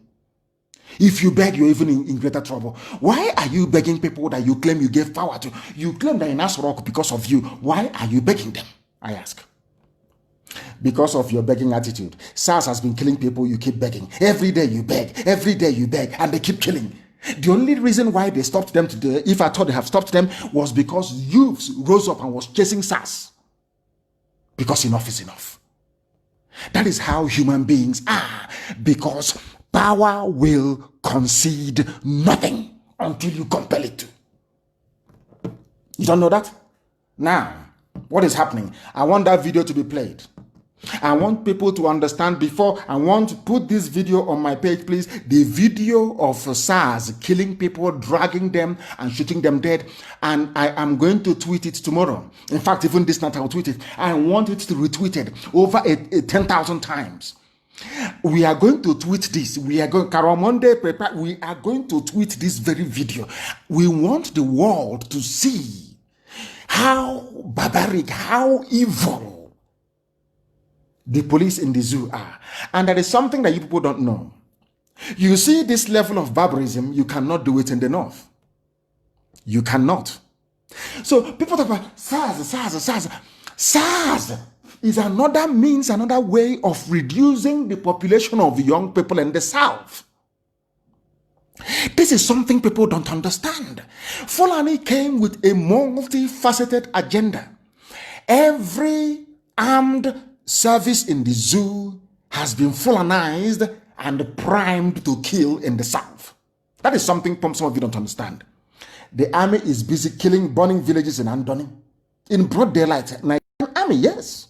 SARS are busy killing people. They have killed people so much because they know you people can never fight back. They know you're docile. They know you go to social media and you write, rest in peace, sleep on bro, sleep on sister, and all that rubbish. And they are killing people. They're in Okozo killing people. They are everywhere killing because they know you will do nothing. Then you will do anything. Because their apologies are everywhere. If you try to rise up to do what is right, you will see one of is the integrity of Nigeria? You are affecting the integrity of Nigeria to affect our integrity in our pocket. That is all they are concerned about. Tell me how many times, I ask everybody now, tell me how many times SARS have gone to Kano, to Katsina, to Sokoto, to Meduguri, to kill people. How many times they said our community radio has stopped? They said it has stopped. I don't know, everything is fine here. Everything is fine, it's streaming okay. Please make sure that you have enough data, please. I'm getting information. People said, I need confirmation, please. It is working. I can see it here. Our systems are go. Not when your credit run out, you say you're not getting IPOB community radio. Please go and reboot your phone. Please. Go and reboot it. Very, very important, please. Go and reboot your phone, please. It's working. Don't mind what Facebook, I've been seeing what Facebook has been doing. After a while, they refresh. To keep pushing the numbers down because a lot of people are joining us. And that's what they're supposed to do. That is what they're doing because they're working for the zoo. We are live and we are direct. And I want to ask you once again, can you name one person shot dead by SARS in Sokoto? Name one person shot dead by SARS in Kebbi State. Name one person was shot dead by SARS in Yobe State. Name one student, a bright student, that was killed by SARS in Katsina. Can you name somebody killed by SARS in Kano State? That tells you all you need to know. But you see, our people in the South are very foolish. Very, very foolish. You know, they love all this political correctness, all this garbage, all this nonsense, one Nigeria this, one Nigeria that, as if they are fools. The person you're doing one Nigeria with is colonizing you, conquering you, raping your mothers, abducting your daughters, ethnically cleansing you every blessed day. And you're joining him to shout what Nigeria because you're foolish. And I keep asking, tell me where SARS has killed anybody in the north. But SARS is an instrument of destruction to kill young people in the south. Yet some of you don't know this. All the evidence are there. It is glaring. It is glaring. It is there for all to see. But you can't comprehend it. The video is very, very harrowing. SARS only operates in the south. And this is a place where you want people to remain in one country, where you want to amend, where you want to fix. And I want to ask all of you saying, let's fix Nigeria. What do you stand to gain from it? A country where the army is busy in the south killing innocent people, the police are busy killing innocent people, they formed a special unit, SARS, killing people. Have you not heard that ordinary civil defense was also killing people? Why don't you people reason? These UG black people, what is wrong with you? Why can't you reason very well? I keep asking you, why is it if SARS is federal anti-robbery squad, why are you telling me there is no robbery? Isn't SARS needed in the north where there are kidnappers, Fulani bandits kidnapping people every day, Mieti Allah terrorists everywhere? Why are they in the south? Because people don't reason very well. Fulani have planned, they are advanced, they planned this thing for very many years and they are funding it very, very well. They have weaponized every instrument of state and designed it to deliver one singular agenda, which is Fulani domination, Fulani conquest. The sooner some of you idiotically remember this, the better for all of you. These are the things you need to know. You must know these things. Anybody praying for one Nigeria, hoping that Nigeria will be better, that person is benefiting from Nigeria. If not them, then their children are benefiting from Nigeria. That is why SARS will be down in the south where you claim you have professors and intellectuals, and nobody has been able to ask, how come SARS are not killing people in the north? How is roaming all over the place in the north? No one is killing them. But SARS is in the south, killing innocent people, going through their phones. Is it there is no privacy? Which law gives you the right to go through somebody's phone to determine the way you dress?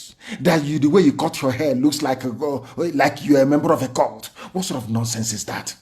These are the things that Fulani brings to the table. They are primitive, they are very crude, they're not refined. Some of you fail to reason.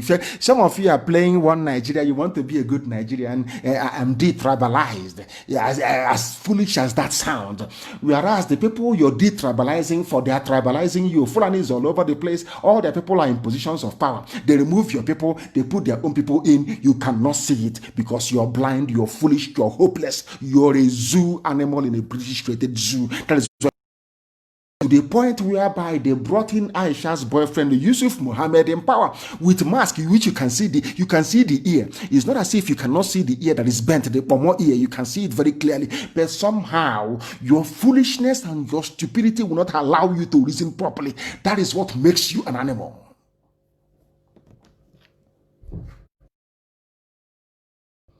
Because you're not sensible, you're not reasonable.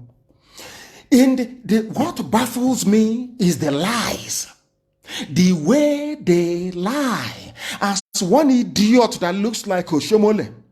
One looks like Oshomole was talking rubbish that I plan to kill one almost dead walrus that cannot breathe properly. Like an idiot. The way they lie. The thing about Nigeria is lies. A Nigerian is an accomplished liar. A liar. They know how to fabricate. They know how to lie. Everything I say is verifiable. That is the reason why this day, everybody, desensitization, the level of consciousness now attained not just in the zoo across West Africa is down to Radio Biafra, because people listen to what we say, they go and do their research, they find out it is the truth. Let me tell you about the zoo. People are killing. This idiot is Festus Keyamo. He used to be a civil rights campaigner. If those that know him very well.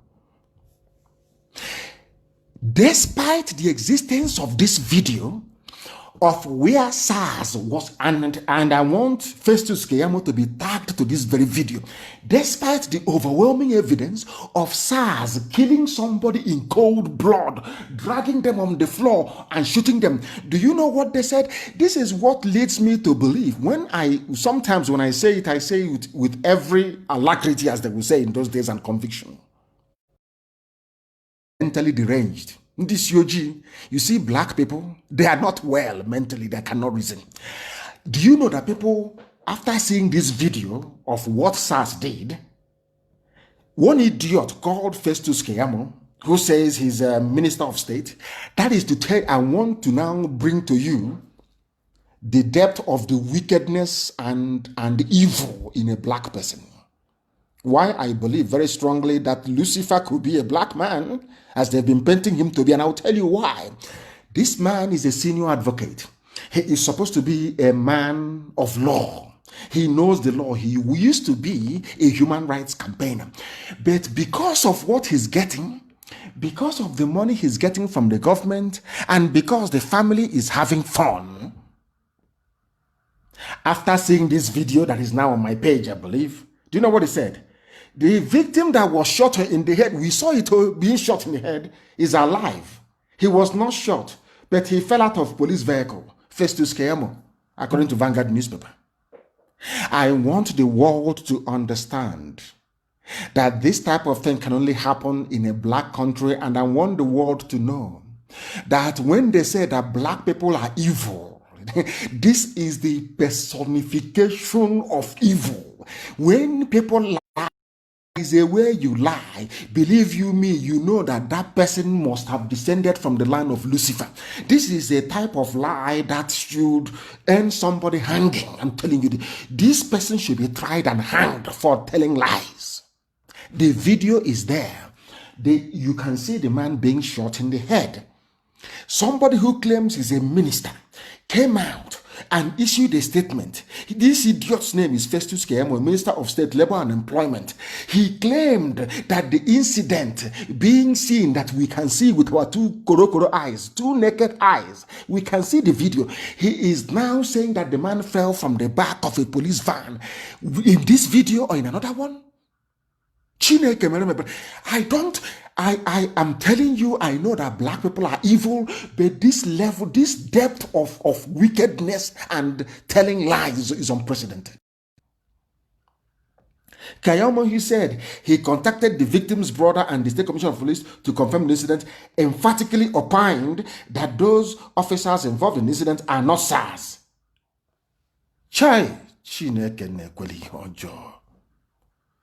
Because this man is eating money in Abuja. He's highly paid. He's now part of the establishment. He used to be like Shomole, the ugly monkey. He used to be like him.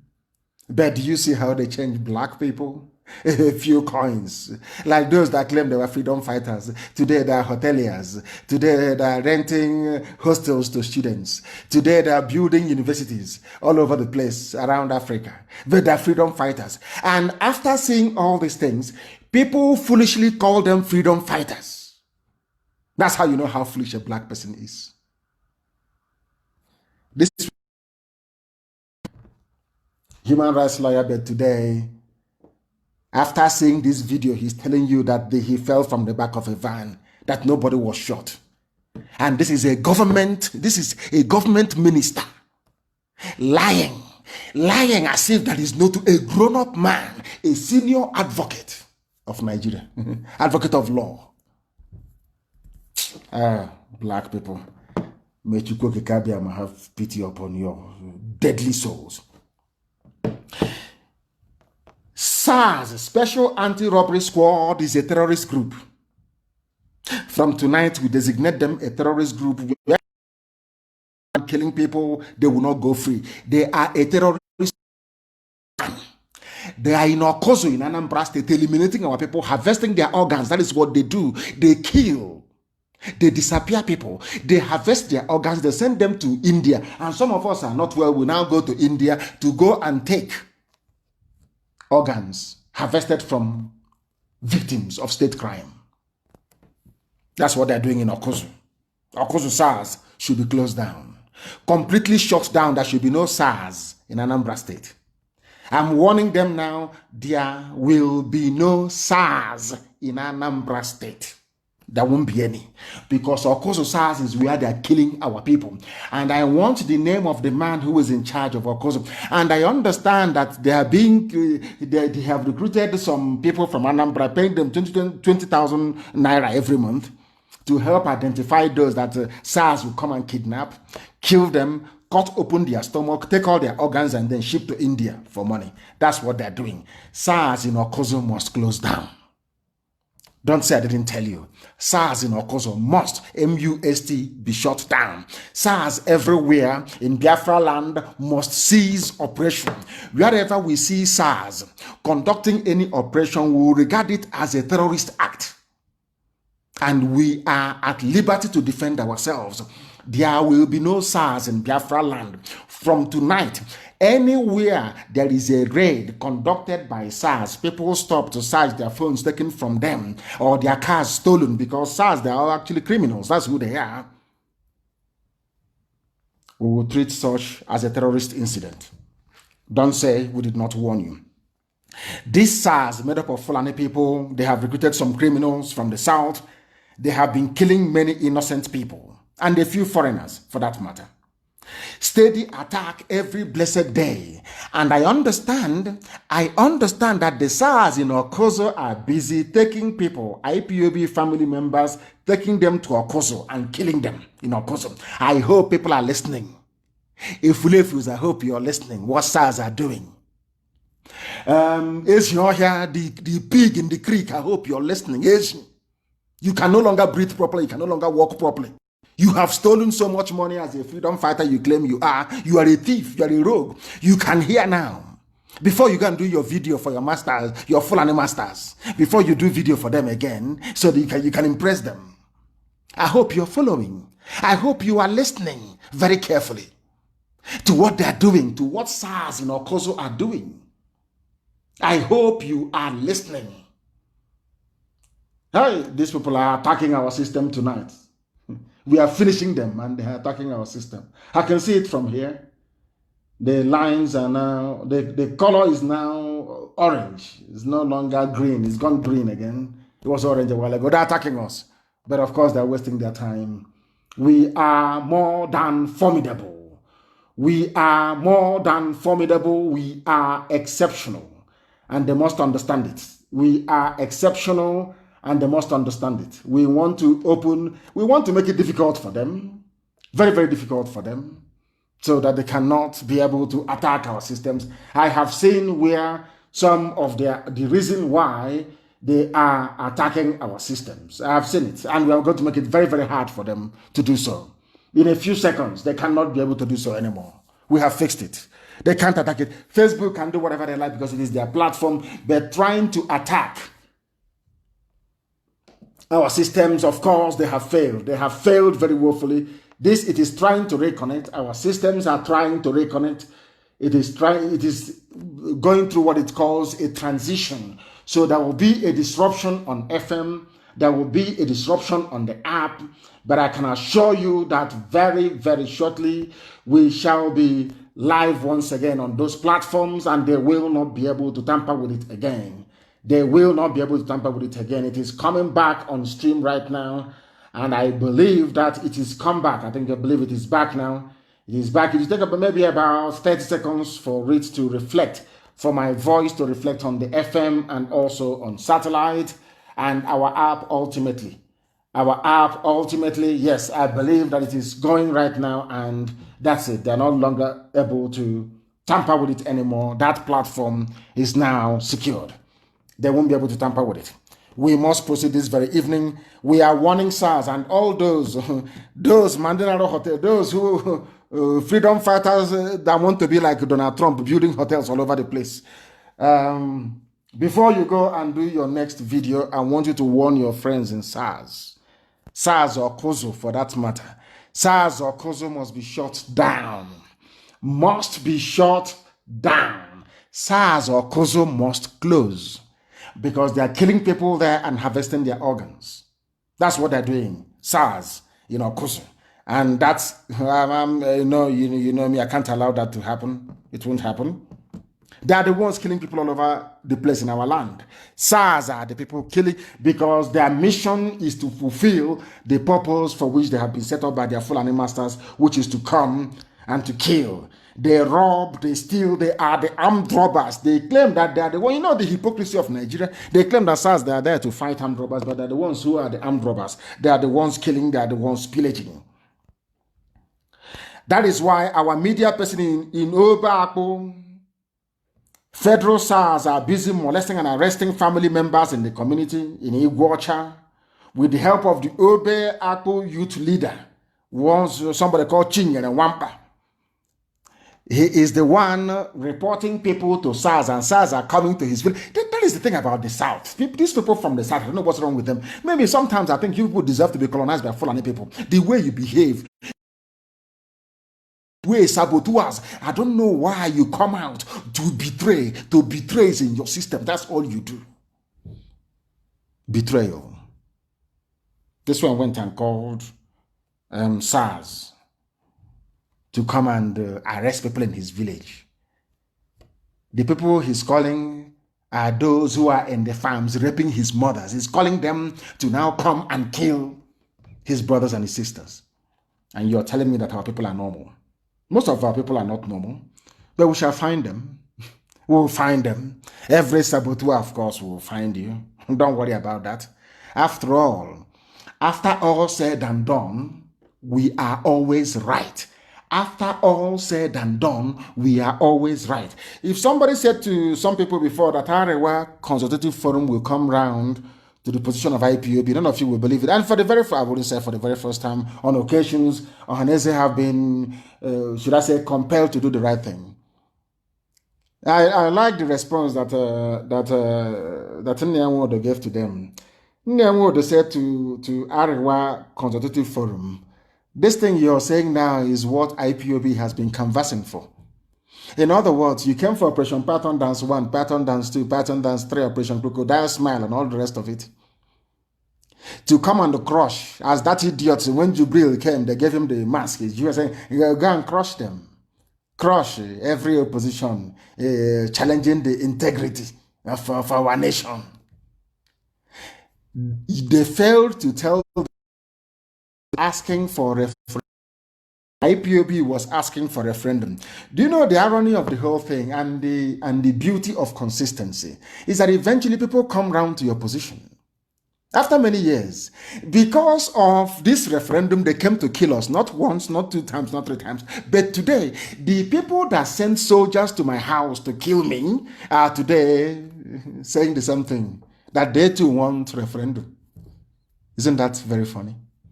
Isn't that very ironic? When we started, they said, oh, what are they asking for? We don't even, this was the same people, Garba Shehu, because he's one of them. He's a terrorist, of course he is, although he's a press secretary or whatever, senior assistant to Yusuf Mohammed, Aisha Buhari's boyfriend. He said, we don't know what they're asking for. We don't even know what they want. I am telling Garba Shehu tonight, I'm telling the whole of Arewa, including Sultan of Sokoto, the MNK of Kano, all the rest of them, all these Janjaweed, I'm telling all of you, what we are asking for is something that Arewa Consultative Forum have asked for. And isn't it very ironic? I don't subscribe to the position of Ohanese. I don't. Restructuring is rubbish. I don't subscribe to the position of Afeni Ferre, though I respect them very much. I don't subscribe to the position of Pandev or Middle Belt Forum. I don't. I believe in what, for the first time, I believe in what Arewa Consultative Forum said, because that will solve all the problems. Let there be a referendum. But of course, it's just mere words. Just mere words. They will just say it, just they mouth it. It doesn't mean that they mean it. They don't mean it. Of course, they're not serious. They just open their mouth and they say it. They're not serious at all. Because if they are, they should push for it. And that is what everybody should be asking for. Not restructuring.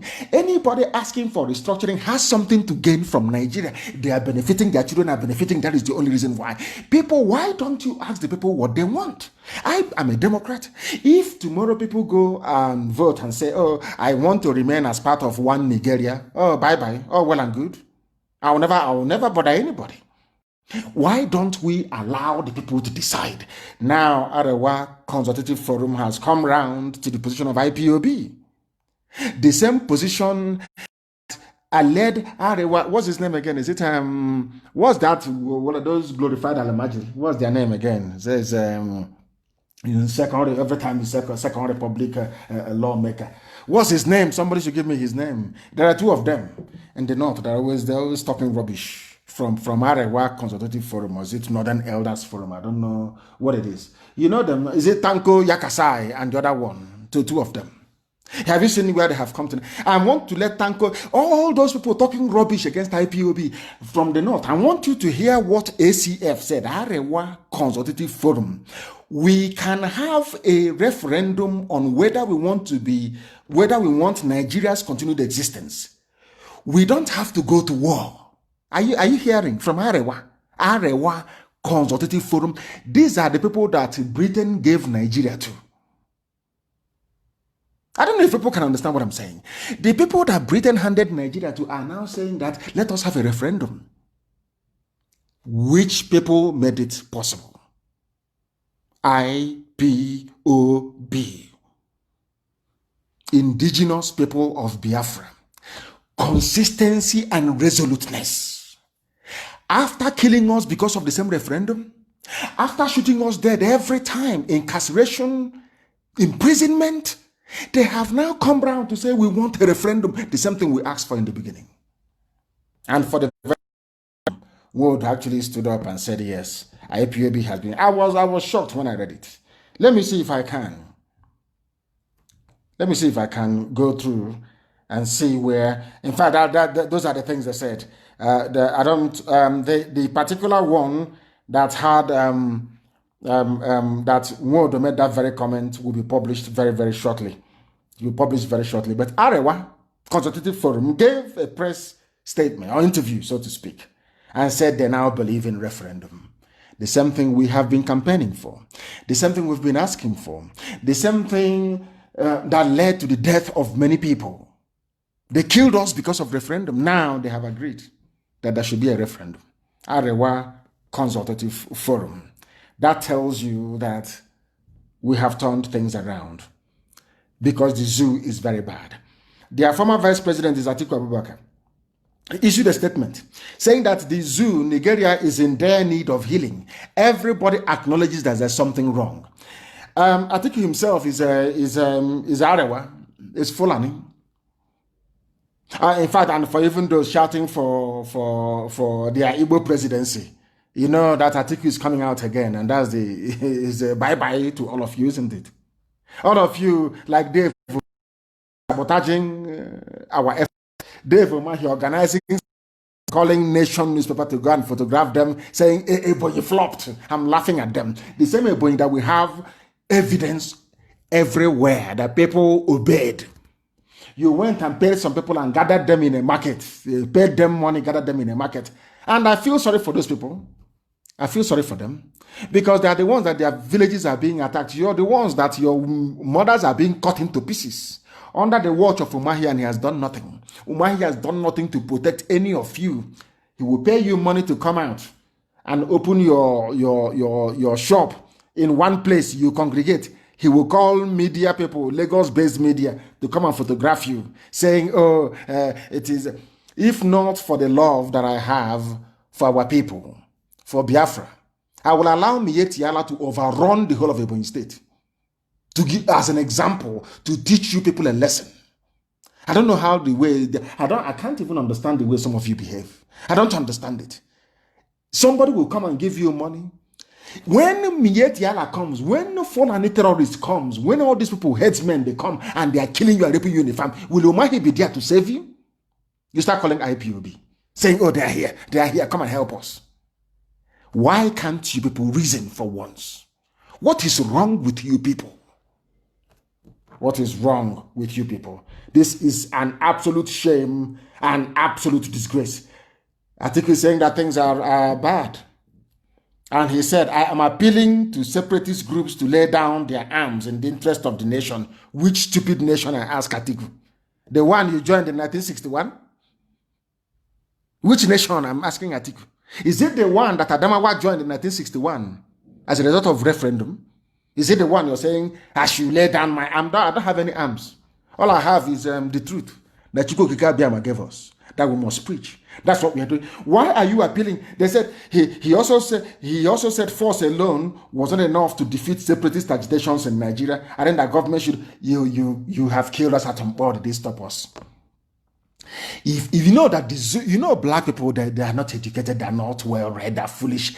Go through history from day one till now. The more you kill people who want freedom, the more you make their recruitment easier. Go and check through history. If you think that 1970 and said we shouldn't go into the bush to go and fight, because of that, if you kill, somehow we'll stop. You don't know who we are. You have no idea who we are. You don't know how prepared we are. This war, if you want it, can last 1 billion years if you want. One thing is certain: Biafra will emerge at the end of it. It doesn't matter what happens. It doesn't matter how many you kill. And moreover, you cannot kill something you cannot see. As I said to our people, very soon, mark it somewhere, very soon. You see that CNN that has been avoiding that Biafran flag, very soon. They will be using it as their headline every morning. Don't worry, you see what's going to happen very soon. You will see it. Killing us can never stop us. It never.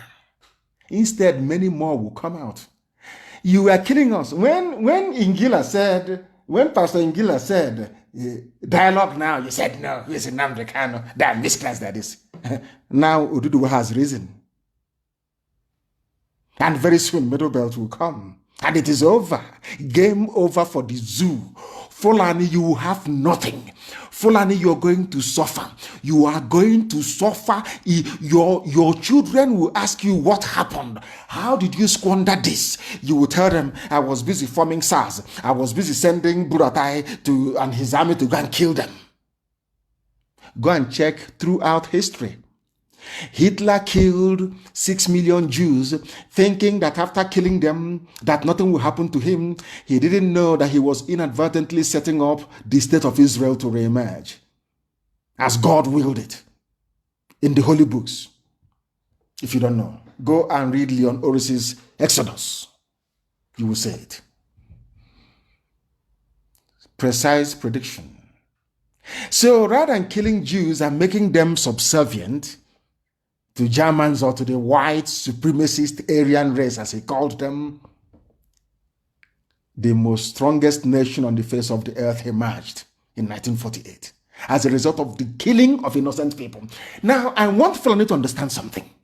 Anytime you go about killing innocent people, rather than make them submit to your will, it hardens them. The reason why you conquered Hausa was because Hausa people betrayed their own kings. It was Hausa people that betrayed themselves. That is the difference. If you think that you can come to our land and use your intimidation, you use SARS, you use army, you use police, you're everywhere, you're camping in front of my house with armored personnel carrier, all these idiot, stupid stunts you're pulling. The day we are very serious, that armored carrier, you will not see it anymore. And I want to let you understand, to go through history. You may have subdued the Gbagi people, you may have subdued the Nupe people, you may have succeeded in forcibly converting a people from a Gala into Islam. In our land, it's not going to happen. In Biafra land, it can never, ever happen. I want Fulani to understand this. This thing that they have started will last forever and ever. And we're going to show them. You will see. Very, very soon. So I think you stop appealing to us, appealing to separatist groups. Are you going to appeal to me? Are you going to appeal to Yoruba One Voice or Yoruba World Congress? Who are you going to appeal to? People are coming. They are fed up. Everybody's fed up. Nobody in their right mind is in support of the zoo. Everybody is fed up. So I think you stop. I know he's talking to IPOB. He's appealing to them to lay down their arms. Taking up arms against Nigerian state will do more harm than good. But Nigerian state, the boy that SARS killed, did he take up any arms? If you don't take up arms, they will kill you. That is the thing. They will keep subjugating you. They will keep suppressing you. They will keep colonizing you. They will keep insulting you. They will keep reducing you to nothing until you rise up to... Remember what I said initially. Power doesn't concede easily. It's to concede. Or else it will keep messing you up. That is something that people must understand. That is something we must understand. We are live and we are direct. The time now is coming up. I think it's 18 minutes. 18 minutes to 9 p.m. in the blessed land of Biafra, and by the same number of minutes to the top of the hour. I can call on those who have taken up arms against Nigeria to have a rethink. I think he's talking about Boko Haram. Whatever differences they may have with the rest of Nigeria, whether religious, ethnic, or political, terror, violence, and separatism are not the way forward. What is the way forward? Atiku, your people were asked in 1961, you became a Nigerian. Your people were asked in 1961, do you want to be Nigeria or Cameroon? You chose Nigeria. So what is your problem? Your relatives are in Cameroon. You have something far more in common with Adamawa people in Cameroon than you have with me. Why don't you look for your own flesh and blood in Cameroon? Oh, sorry, I forgot. It's the oil and gas we have in Biafra land. And the need to fulfill the very marvelous work that Ottoman Danfodio started, which is to colonize everybody in the zoo and to make Nigeria the home of Fulani people all over the Sahel. That is what you want to do, and we know, and we're not going to allow it. We cannot allow it. It is not possible. We are going to fight to the very last person. We are going to fight with our courage and the truth that we possess. That truth is that Nigeria is a fraud. Nigerians are fraudsters. Nigerians are blind. They are foolish. They don't know what they want. A republic with His Royal Highness. Are you people not insane? Are you not mad? How can you have a republic with His Royal Highness? You have the Lamido of Adamawa, His Royal Highness, in a republic. Who taught you that rubbish? From where did all this nonsense come from? Because they are not properly educated, they're not properly refined. These people are not cultured, they're not tutored properly. All they do is have a certificate as Ambodo. Now I've been in a waving certificate. I have PhD, I have SSD, I have BHF. Rubbish, rubbish, rubbish, rubbish. They're intellectuals, they're professors, they are in a zoo claiming to be a republic, whereas they have their royal highnesses. How absurd can that be? So with all due respect, please. He said in Ireland, in Israel, and the Balkans, such groups have seen the wisdom in giving up armed struggle. And I want to correct you, please. Atiku Abubakar, in Ireland, they fought the British. The Irish fought the British before Britain allowed them to have independence. They took up arms, for your information. In Israel had to fight in 1948 for the state of Israel to be established. So whoever does your research for you, when next they want to go and do a research, please get people who are learned. Get people who actually went to school. I don't know who you got to do your research for you. You mentioned Ireland, Israel, and the Balkans. The Balkans you're talking about is Yugoslavia. Yugoslavia was cut into pieces. Bosnia-Herzegovina, Croatia, what is it again? Macedonia. Serbia came from there as well, and Montenegro. Don't you know all of that? You're telling me about such groups have seen wisdom.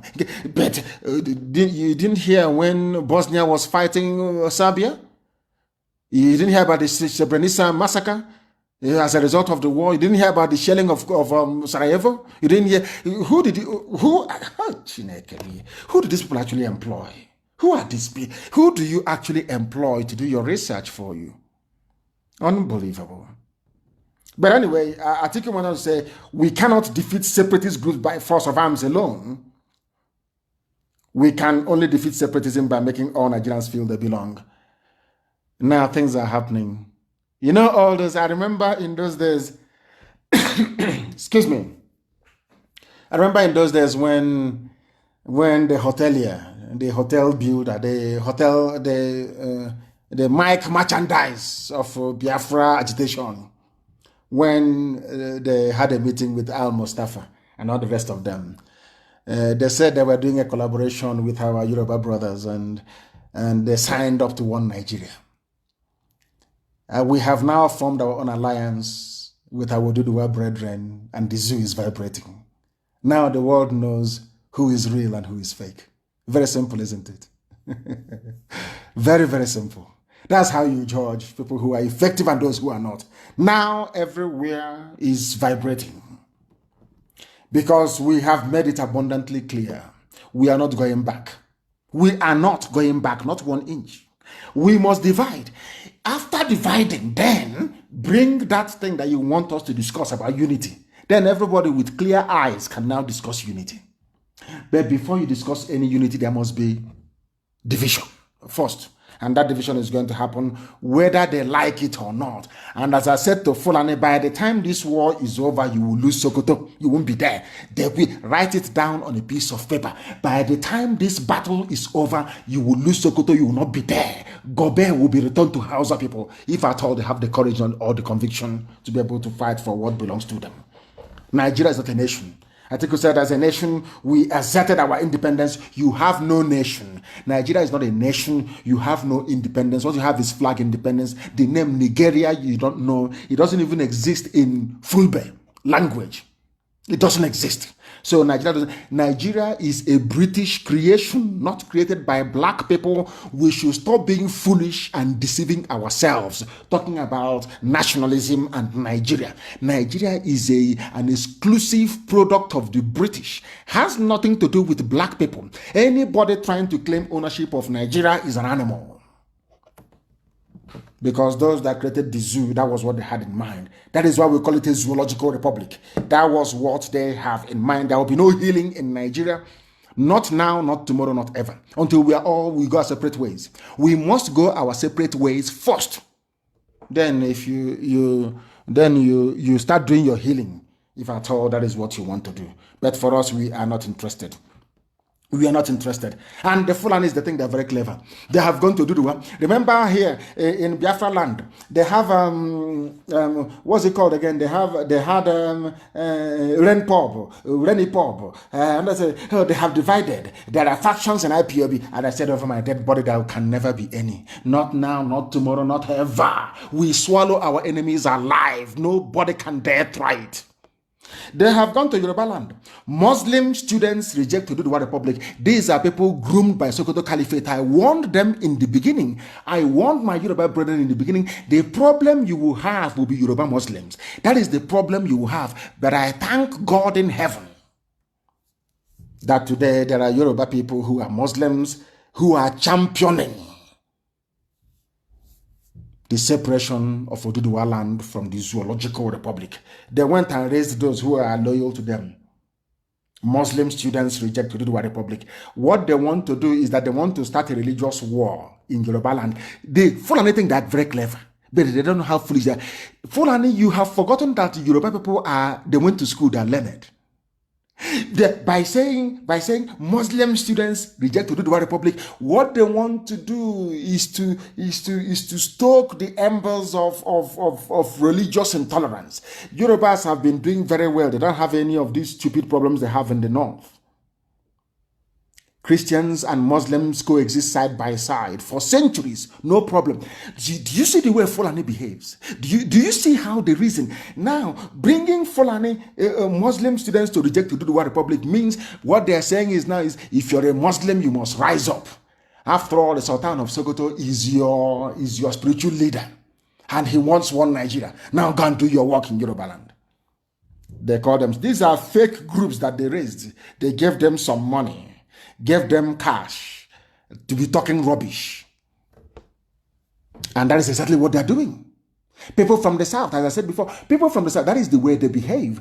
They are easy to manipulate, easy to convince. And when I look at the people who are manipulating them, when I look at the people who are convincing them, Janjaweed, cattle from place to place, I get very, very disappointed. They don't know that before they came to this, the Oduduwa agitators have factored this in long time ago. We knew this was a card they are going to play. They will play it. In our place, we have the Fulefus. They promise them presidency. And they'll be shouting, President, it's our turn. We want one Nigeria. Everybody can. Rubbish. And we ask them to learn from us. Anybody who does not support Oduduwa, you banish that person, regardless of who they are. Banish them. Over time, you win this debate against them, as we have done in Biafra land.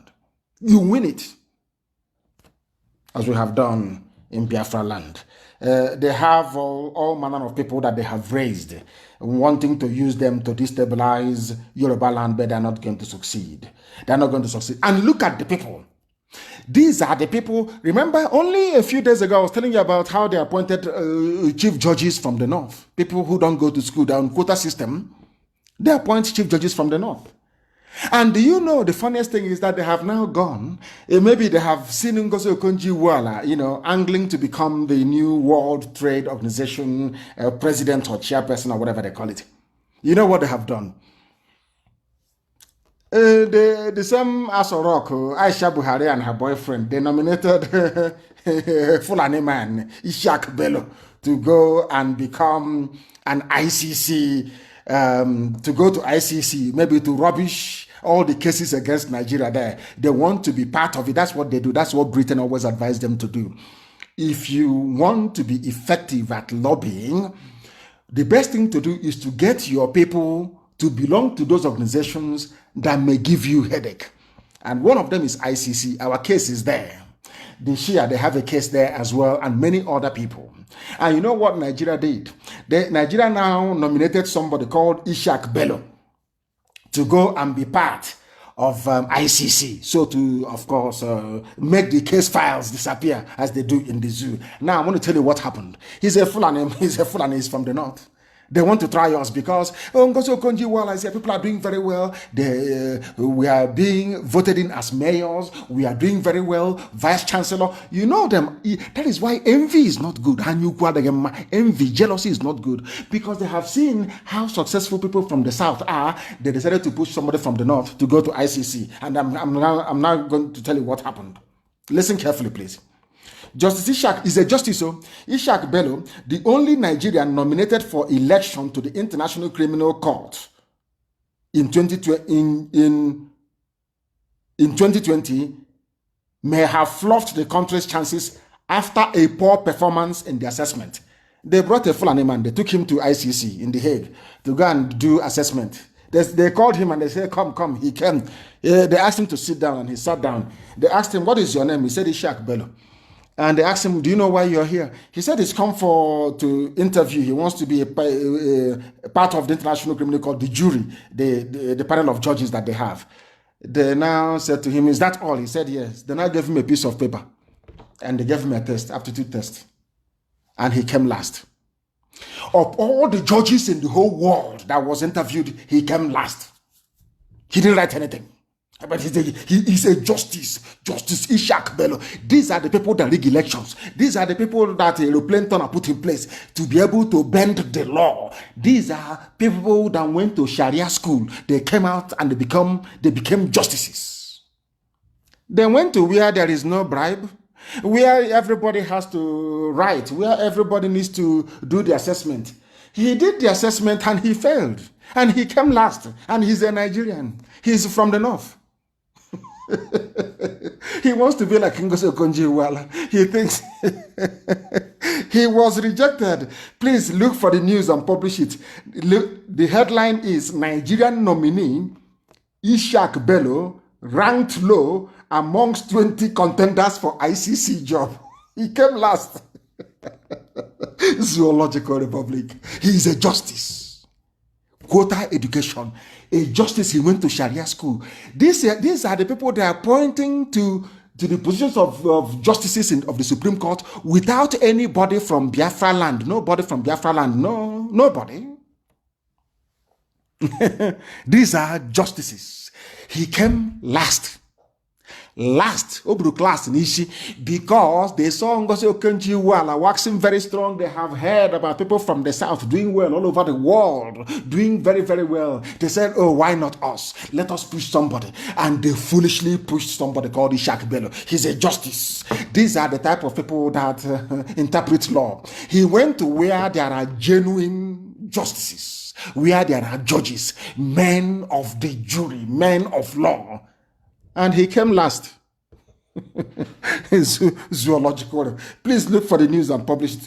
Nigeria's nominee, Ishak Bello, ranked low amongst 20 contenders. You know, only 20, he came last.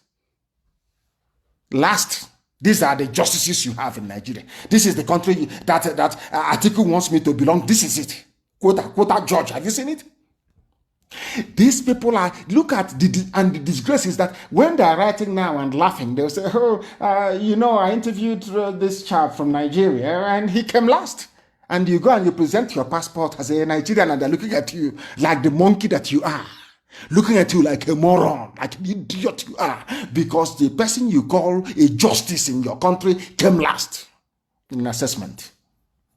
Came last. Janjaweed. That is what they have done to your brains. Very, very sad indeed. And in the zoo, there is something, there's a photo news, of course, they have his bar in, you claim you're in one country. I'm saying this because of Pastor Adeboye that said, let us bring a bit of Britain and a bit of America and merge it together and create something uniquely Nigerian. And I'm asking him, what is unique about somebody? As you are right now, some of you who are young, I mean, I'm not young anymore. I'm losing my hair, as a matter of fact, because of my age. Now, I want people, and of course, worry and stress about Biafra. I want you to cut your hair afro like as they used to do in those days. Cut your hair style and go to Kanu. Somebody will catch you on the streets of Kanu and shave your head off. Hizbah police, Islamic police. You claim you are a republic. You claim you are a secular country. Secular, that is the word, secular country. And in Kanu, if you have your hairstyle or if you're wearing punk, they'll cut your hair for you in public. And you are in one Nigeria. And this is the country you pray for every blessed day. This is the country that you're claiming should pray to become better. I want to ask you, what ingredients is your stupidity made up of? What ingredients goes into the making of your stupidity, I ask you? You are in a country. This same thing cannot happen. Imagine right now, Wete, or Chanja, or in Ariada, you just catch somebody's son or daughter and you shave their head. They ask you, you say, I'm shaving it because it doesn't comply with the book of Ecclesiastes. Does that make any sense to you? That's what they're doing in the north, telling you it doesn't conform to Islam. But you are in the same country. And people are praying for this country to be one. And I'm asking you, what type of stupidity inhabits your brain?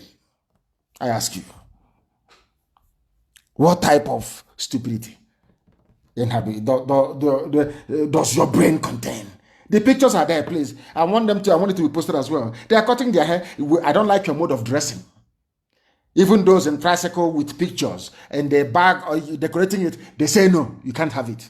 In a country that claims to be secular, in a country that claims to be one Nigeria, you can see that you are not the same. That was what I was trying to explain to Pastor Deboye, that we have irreconcilable mindset. Even forget about value system, forget about political structure, orientation, forget about anything to do with social affinity. No, not at all. Even the way we reason is not the same. It is not the same. How can you make a nation out of diverse people that can never, ever, ever be one? Not now, not tomorrow, not ever. That is something that you must understand. These are the things that are going on. And they said that Buhari, that is Yusuf Mohammed, has performed more than Obasanjo, Yaradua, Jonathan put together. According to Malami, Malami is supposed to be the Attorney General of the Federation. Attorney General, he's supposed to be independent. He is supposed to be, but he's weighing into politics because there is no president. Everybody is the presidency. All the cabal together, those of them that went and recruited Jubilee before he ran away, and Aisha now brought her boyfriend. Look at them. He is the Attorney General, a political statement promoting the government of the day, only in the zoo, and you are a republic. Shame on all of you. Shame on all of you. Very, very sad indeed. Very, very sad indeed. Yes, of course, Buhari has performed more than, or should I say, the presidency has performed more than Obasanjo, Yaradua. They are elections. At least in that, they are number one. Imo State is an example. That idiotic administrator of Imo State is an example. Trying to show that he's a Fulani boy now. He has arrived. He can convert Imo into, of course, our people are some of them are very foolish and very dumb indeed. He was an idiot that paid one useless, wretched journalist to write rubbish. Sit at home, Imo State to flop. And I asked them, show me one video. Show me one picture. They couldn't produce any. Hungry, useless journalists that you have in the zoo. Wretched, wretched people. Yes, of course, they have performed more than Obasanjo. After all, APC is not a political party, but an amalgamation of interests for grabbing power. according to Ahmed Wambai, the ex-national vice chairman of North Central of APC. They know who they are.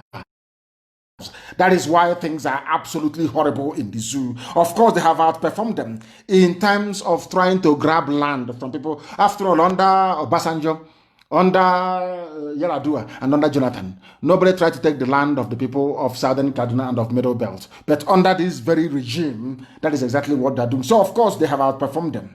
Why won't they outperform them? In the buying of elections, outperform them. You are now building a railway line from the zoo to Niger Republic. Why are you building a railway line? For the simple reason that in Niger Republic, in a place called Maradi, there is Miriam Abacha University.